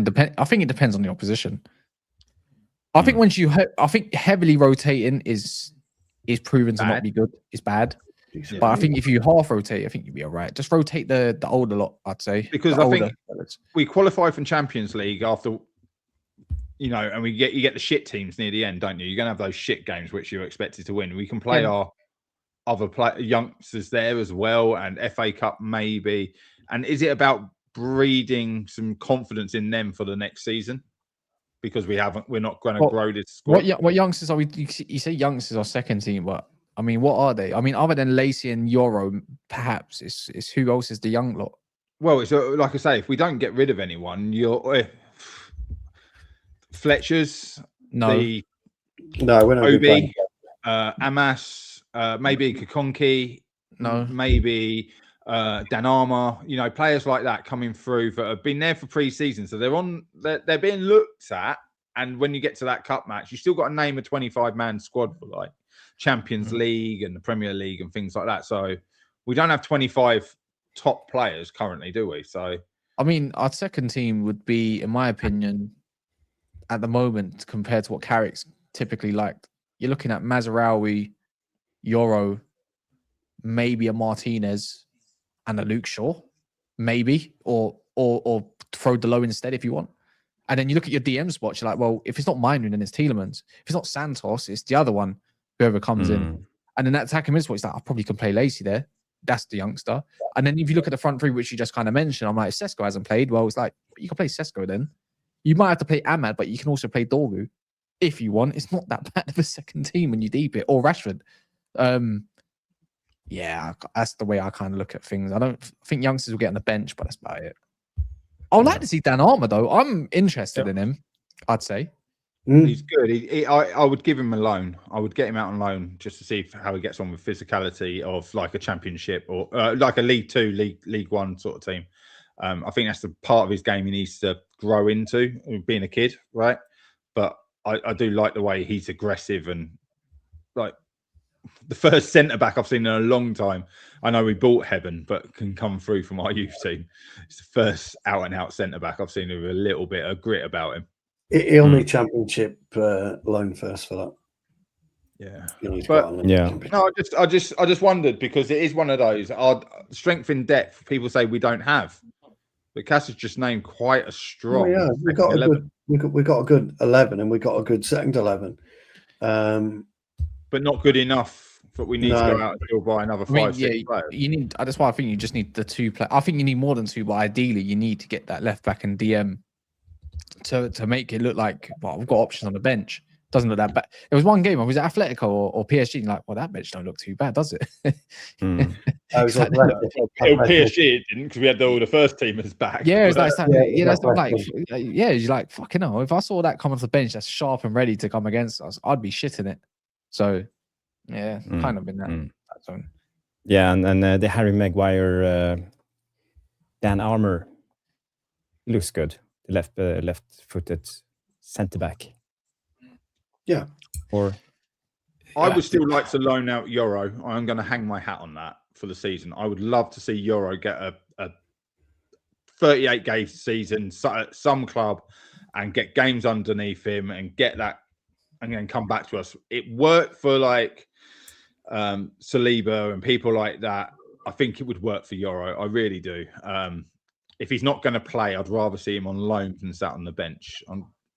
Maybe that's a bit of a hot take, but for me, he'll play more than you think this year.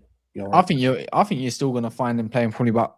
If we have a 50 to 60 game season, I think you're going to find that he plays probably about 20 to 30 games. Yeah, 25. But is he going to be playing against good enough opposition? Is he going to be, like you just said, is he going to be a cup swapped in centre back? Think of it like this, isn't it? If you're not playing in the Prem one week, you're probably going to play in the Champions League. Well, potentially. He's gonna end up at centre half at some point because Maguire and Martinez are likely to be injured. So Martinez is 100% getting moved on next year. That's the only reason why I can't send him on loan, Stu, is because we know we get injuries. I'm saying if everyone's going to be there, if Carrick wants to play 3 at the back in one game, he's likely to get a nod. He's the only one. Can we just say, if everyone's fit, Martinez, Heaven, left centre backs, De Ligt and Harry Maguire, right centre backs. Where's Euro coming to those for? If everyone's fit, I'll tell you, when Martinez and Maguire eventually get injured. Well, they will get injured. I will say when they're all fit, like ideal world. Well, there's no proving the Lick's fitness is coming back yet either. So I don't generally think he will with the injury, knowing Mazzari gets the area. injured, Dallo gets injured. He's going to have to fill in at right back. You know, you're going to have to keep him around, unfortunately. Yeah. You got no choice. Yeah. Interesting debate on the youngsters. I didn't get to say my predictions. I just want Yeah, to go put for them it. out there. My predictions is 5th, 63 points, and Bumo, and no trophies. So we'll see. But I still have time to change it up if we get any Yeah, that might signings in change. the I'll change past. those points, Jarvis. 63 is really low. That's like 8th or 9th normally in the seat. No, but the Premier League, I think the Premier League is still, I feel that a lot of teams will lose and drop points against each other. So I think 63 is enough to get top 5.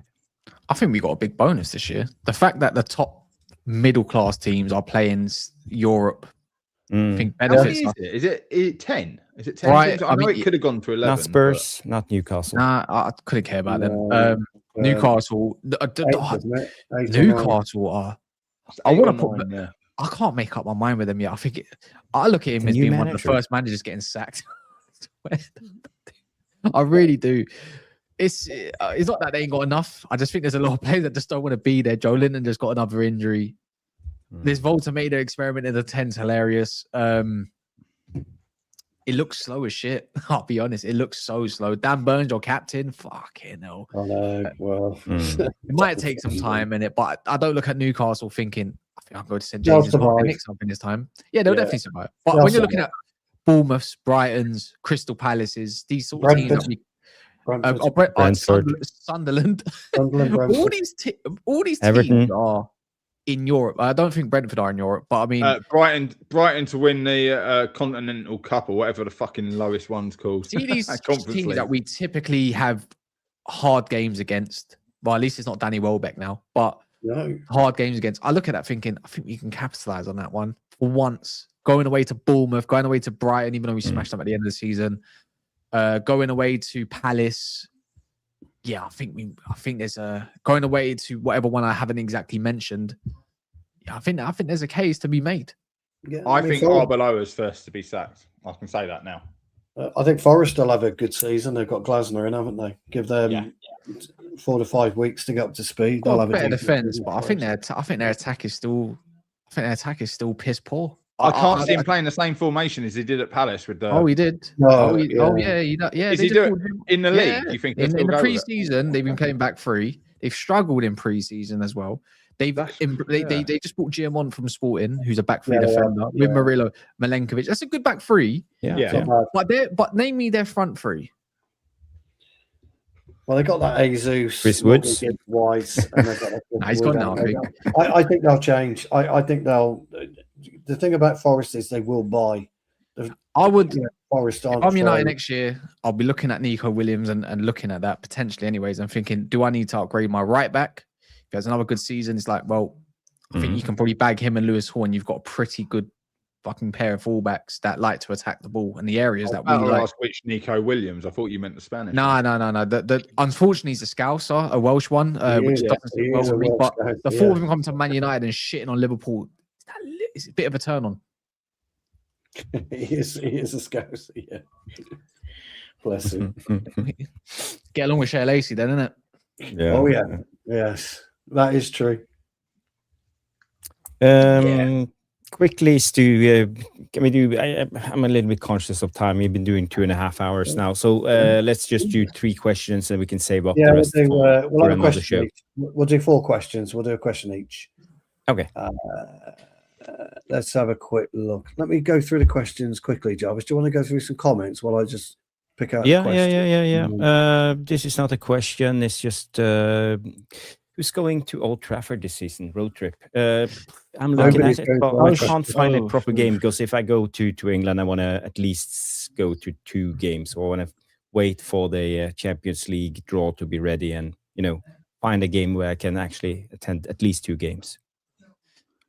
I had to cancel. I had to cancel mine. I was going to go to the Man City game and the Bournemouth one. It's just that I've got something big going on, and it's like I don't think I can do it yet. It's can't. I might. Yeah, it's a bit difficult at the moment. Understandable. I'll make one game. Around my birthday. I can't even do that either. Fuck. Yeah, I'll try. Yeah, my lad will be there. He's sorted again this season. So, right, let's start with this first one. Jarvis, a question for you. If we were to sign 2 more players between now and the close of the window, who would it be? And that's from Dave. Good old Dave, 147. Obviously, Sander Birch. He's the one. Sorry. We need a central midfielder. I should have said one more. I know I've been saying this all the time, Sander but we Birch, really need him. And obviously, I think we need a left back. So yeah, I will go with the guy we were linked to. What's his name again? The Bundesliga guy. Raum. Yeah. David Raum. Yeah, it's a good shout. It's a good shout. Actually, Berg and Raum would be a good shout, to be fair. Yeah. But Imagine Berg next to Tielemans. funny enough, do you know what I think we'll end up with? Just for what it's worth, and it is what it's worth. I still think we'll end up with Belabor. Don't ask me why. If he's let me ask you a question. He's out for like 2 months. No, he's out for like 2 weeks apparently. He's out for a couple of weeks. Well, he got well quick from the supposed ligament damage in his ankle. Yeah, Apparently, it's not bad. Let me ask. Sander Berger, or would you rather Belabor than Jarvis? If the opportunity arrives that Belabor's available for 60 to 65. No, I would obviously choose Sander Birch over Baleba because they have different attributes for me. But there are other options than Sander Birch, as we talked about the guy who, the Real Madrid player who plays in the Bundesliga. What's his name? The youngster. Yeah, for example, he would be brilliant. I would like someone in that bracket with those attributes. I think Baleba is not good enough on the ball. Same. He's a freak profile, but I don't want to bank on that freak profile too. I don't want to gamble. I'm tired. I want something that I just know what I'm going to get at the moment. I think Berg just elevates the game up the pitch. Talk about splitting us. You know what happened against Amorim? If Berg was playing that game, that's just not happening to that degree. It's just not. Can't get close to him. No, it'd be interesting. But anyway, that was something to throw into it. What else have we got? We got Dave. Okay. Mark, question for you. This is from King Carrick, and he says, who starts up front against Hull in our one striker as Sesko's injured? This is a dumb question. Yeah. You just answered your own question. Yeah. Who starts up front, Mark? Who starts up front? King Carrick, I know what you're trying to say, but who starts up front? It's Mbeumo, isn't it? It's like he's played 4 out of 6 friendlies. I think 3.5 of them as a striker. He's hitting the target with nearly every shot. He's on fire. Why would you play anyone else? I'd even start him over a fit Sesko currently because he's on form. But yeah, it's. What about Xerxes? What about him? No. 3 goals. I said if we played at front 2 for the first game with Mbeumo. I'd rather play Lacey. What? If you've got to play him behind. If it's Hull, I'm playing Lacey over Mbeumo over Xerxes. Okay. Yeah. In the 10, right? In the 10, yeah. Yeah. Yeah, I'm playing Lacey. I'd rather play Lacey. I like that he's more nimble and quick. He might. It's Hull City. If you can't prove yourself against Hull City, you can't prove yourself anywhere, can you? Realistically, going on that, I'd say Rashford starts against Hull on the left because, as you just said, if you can't prove yourself against Hull, I don't think so. I think it comes down to fitness. He needs fitness. He needs minutes. Yeah, but I'm saying if you're going to start, then you're going to choose players. I think, anyways. That are more fit. Rashford's played 30 minutes. Cunha's played a little bit more minutes, but it's going to be Dorgu that plays on that left over anyone. You don't think he still tries to put minutes in players' legs? I know behind closed doors and so on. No, you got to start. You have to. If you go off anything against that Milan game, even though the whole ain't Milan, Carrick, you're gonna have to start strong. I think you have to start with more fit players than usual. I'd expect Bruno to start no matter what anyways, but Yeah, I'd say Rashford. I don't want to see him yet. He has to get more fit, man. Same with him. Same with Mainu. You played 30 minutes, mate. It's not good enough, is it? Really, to start. You need. I do think Carrick fucked up getting our players fit in certain aspects of the game. I do think he's made some wrong choices in pre-season. But that's the whole point, isn't it? If it was a fitness, in the end, he proved it was just a fitness game more than this. Oh my god, it's me versus Amorim or players. It's pretty much. Lovely. I've got one here, Jarvis. Quite an interesting one. Okay. And Ramos says, "Hey, Jarvis and Stu. I'm not throwing anyone under the bus, but Mark was talking shit about you all last night. I wonder what he means by that. I actually would like to know. You can go back and watch one of my video from last night. I was talking about certain channels and their agendas and shit like that. So, but we don't have agendas on this. But when you start looking at what was last night's show on the sort of the bigger questions about fitness, it's all about pre-season. It was a pre-season review, and I was like, everyone's coming out with the same things on every channel, and you're like, what have you seen with your own eyes? That's what we talk about on here, and that me, Stu, Jarvis, we hardly ever agree because we all see something different.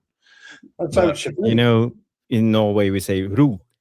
Well, we never know. Well, we didn't know that one, Jarvis. Right. Yeah. Where's your drum? Where's your drum? Jarvis should be the drummer. In closing, before we go, we've had a massive $5 super chat, which I've just seen come in, and that is from Ace Holdings. And this is addressed to you, Jarvis. I'm fully expecting to see Jarvis holding up the shirt with Sander Berge when he signs his contract and sitting with Jason Wilcox. So I'm expecting him to be the one on the right, but Wilcox on the left arm round him, Jarvis on the right. What Jarvis isn't telling you, everybody, is he is Sander Berge's agent, and that's why he keeps. Oh yeah, he PayPal me to PR it. Mm-hmm. Yeah, that's right.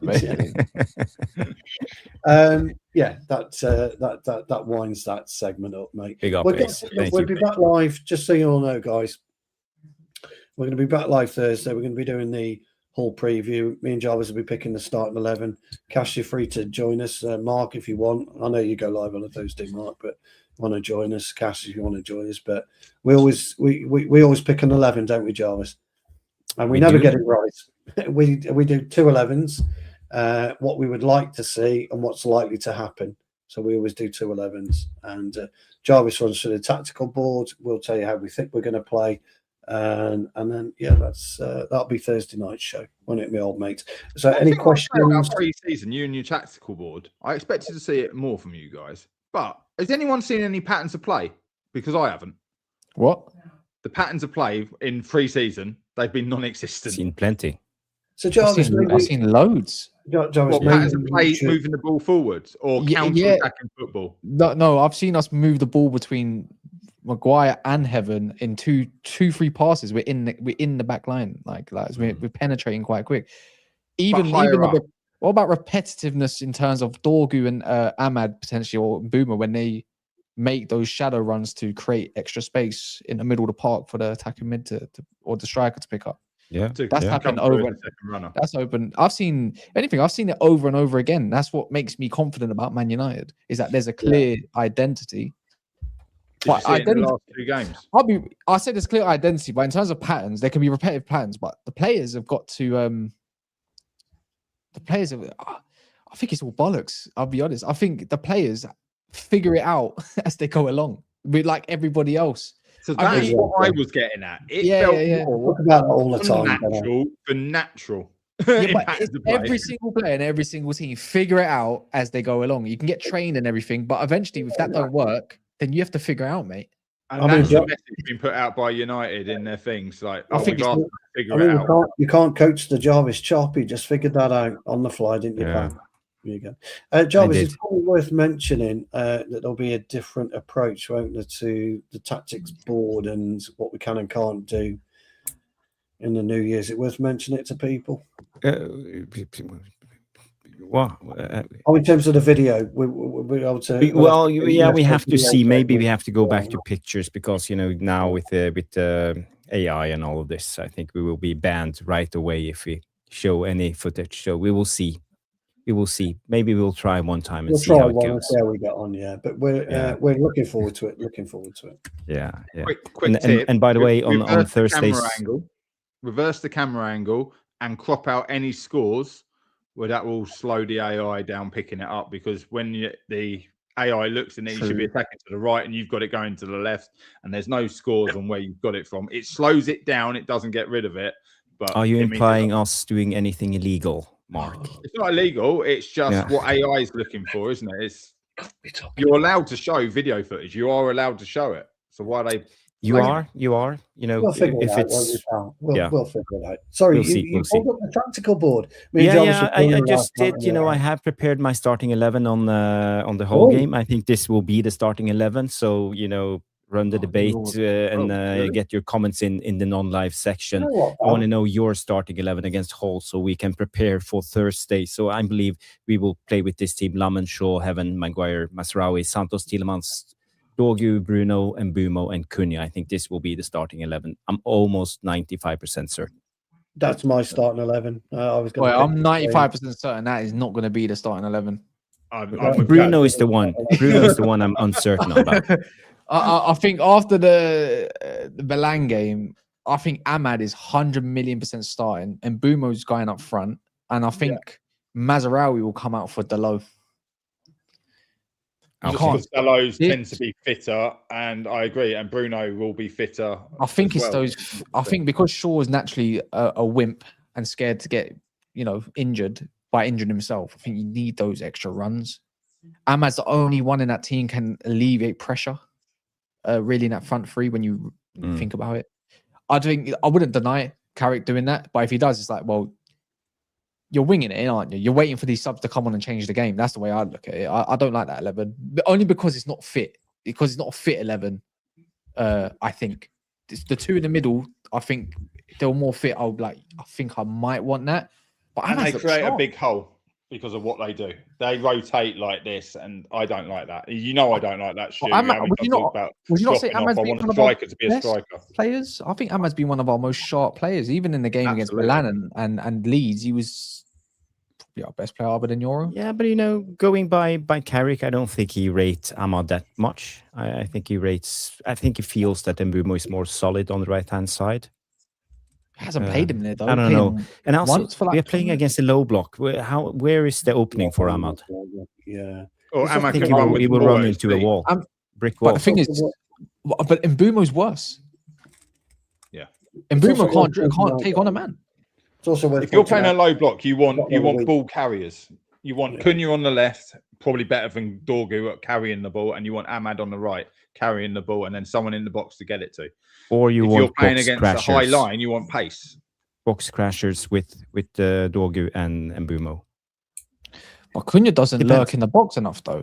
Mbumo does more of it, but it's not enough. It's where you miss Sesko in it so bad. It's like, please, But I think on the wings, in those spaces, I need technically better players. I think Mbumo and Dorgu's like, you're asking for crap. I think. But if you're looking at pinning them back, that's where I would say, bear in mind, we don't sign a left back. You're going to have the possession. You play Amas because he will get past, and that's the only way to beat a low block. You need runners in behind. That's what I was going to say. If you had two fullbacks making them third man runs, because you're going to have the ball majority of the game anyways, those third man runs, whoever's doing them for us, you better do it fucking well, please. Please, just do it well. And that's what Lacey will give you from the 10, rather than sitting there trying to get a ball in, which Tillersman can play. He would make a diagonal run into the box, and you start getting higher numbers, 2-3 players in the box. That's how you score goals, not one player against 4. I would ultimately, I don't want to go too much into it. I'll say it Thursday overall, but I want to start pressing. I'd rather Arsenal used to do this a lot.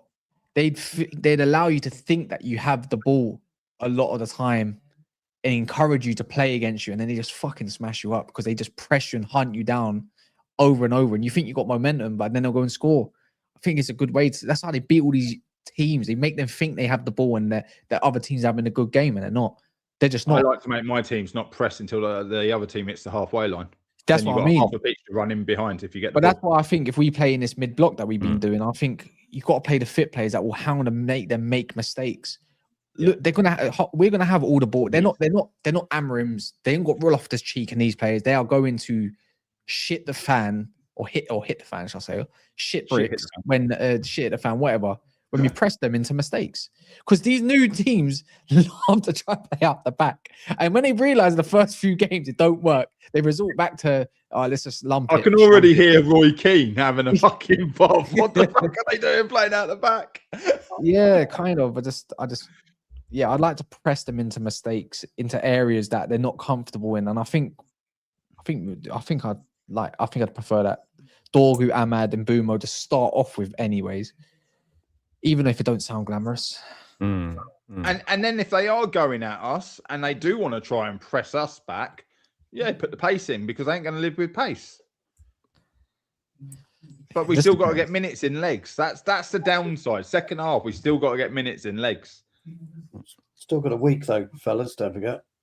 Well, you're only going to have one behind closed door friendly probably on two Wednesday. You'd have to. I guarantee one's probably already been played. It already happened today, if not tomorrow. Yeah. And there'll be another one probably on Thursday with a different bunch. So like 21 / some players and then an actual first team behind closed doors friendly. Typically we'd play against teams like in a Premier League. You'd get some of their players and you'd just play against each other. It happens normal. I couldn't believe what I was seeing. Reading up that we're playing like Burnleys and stuff like that, and they have a game like in 2 days. Yeah, you'll get Bolton in. We got Preston in last year. We got Preston. Yeah, it used to be Bury and Oldham and teams like that. I reckon we'd have had a game already. So. Yeah, quick question. Johnny Kermode comes in and say, do you guys have a Tactical Devils Fantasy League? Yes, I will promote it on X, but if you screenshot this is the code to the league. It's AC6K4I, and guys, feel free to join and compete against Stu, me, Mark, and all the others. So this is the I don't know where we all finished last year. And I need a new team name. So if you have any suggestions, put it in the non-live section after the show for my team. And a lot of players are already in this league. So join Just up. Call it Burgess Agent. Yeah. Burgess. Yeah. I'm gonna have to join that. Or you call it flipping Sander Burgers. Yes, the Sander Burgers. That would work. Yeah, I can't play fantasy league. I don't want the other players scoring of rivals. Just can't do it. My brother's horrendous. He'll only pick English players and mainly United players, and I'm like, this ain't going to work for you. So last year I picked my starting 11 and only changed it with injuries. Didn't do any subs whatsoever, and I think I finished 36. Jarvis finished 24. In the league, yes. I get so busy. Mark was nowhere. Mark was nowhere. And I didn't change my team. So what I think we should do, gentlemen, is the four of us enter our teams and don't change them. You pick your 11. Just one game week. Yeah, and just see how you go on. Just see how you go on. I can't be picking Isaac and then somehow down the line I'm celebrating that he scored a goal. No, I didn't pick Isaac either. Yeah, that's the issue, isn't it? I don't. Well, you already know you're going to pick Haaland, make him captain, and that's how fantasy football works. I don't know what you're talking about. I have no idea what you're talking. Do you know what I did? Every time you take him out because he's not scoring, you go score hat trick. He did I captain it, and he scored me a shitload of points. Gabriel. I realised I was losing my shit when I was watching Liverpool game, and I was like, I was hoping Salah would score. Yeah, I captained Gabriel, and Jarvis used to laugh at me. Fucking Gabriel again. Yeah, but he just score me 40 points a game. Stu, it's like if you're watching Never a Foul and you hear the grief that they give each other. If they ever bring up fantasy football on there, and he's going, yeah, I've got Gabriel and someone at the back. Fucking hell, you know they're the best in the league. That's how you do it. Switching his camera off. That's how you do it, Gabriel. But my goalkeeper let me down last time. I can't remember what I put in. I didn't put Raya in. I can't remember what I put in now. That's just You had Joachim Anderson as your captain for half a season, and then you had Yeah, Gabriel. yeah, So, yeah. Well, That's the yeah, defender but he that was I'll go quality. by He right was now. quality. Anderson had a good start to the season, if you remember. Then I moved Had a it to good start, Gabriel. yeah. Yeah. Mm-hmm. All right. It's been a good show. Thank you guys for tuning A long in. show. If you haven't, please do us a favor, smash the like. We are on 87 likes, so 13 more to get to 100. That's the minimum, guys. So if you haven't smashed the like, and if this was your first time on the Tactical Devils, you can subscribe and press that bell notification, and you will know when we are live. And go subscribe to Never a Foul, Cast Central, and United Lens. Especially Mark, you know, he hasn't. He's been doing shows more now. Are you doing any shows tomorrow? Yeah, man, I've got a show tomorrow, and probably another one later on in the week, and then Saturday, Sunday, you on a Monday, and then we're kicked off, aren't we? Once the season starts, the shows don't stop. But thanks to YouTube fucking over someone like me with their new changes coming in February. If anyone can subscribe, please do, because I need to accelerate what I was doing as a slow grind. 8,000 viewing hours or something before you get monetized. 4,000. Didn't they change Yeah, it? but by February 1st, they changed it's going to be 8,000. Okay. February yeah. 1st. Yeah. So if I want to be monetized after February, I've got to do 8,000 hours. Got to do that in 1 year, isn't it? I think. Yeah. The last 12 months. Right now, I'm like pushing towards the 3,000 and the 500 and things like that in 8 months. So I was doing slow and steady, but now it's got to be a little bit more momentum. So guys, go subscribe to Mark United Lens, and you can also follow Stu Woolley on X. Follow me on X, Bowley77, and the rest of the guys. So guys, thank you so much for tuning in. It's been a blast, and we will be back on Thursday. So everybody, have a good night, and see you on the next one. Okay. Bye bye.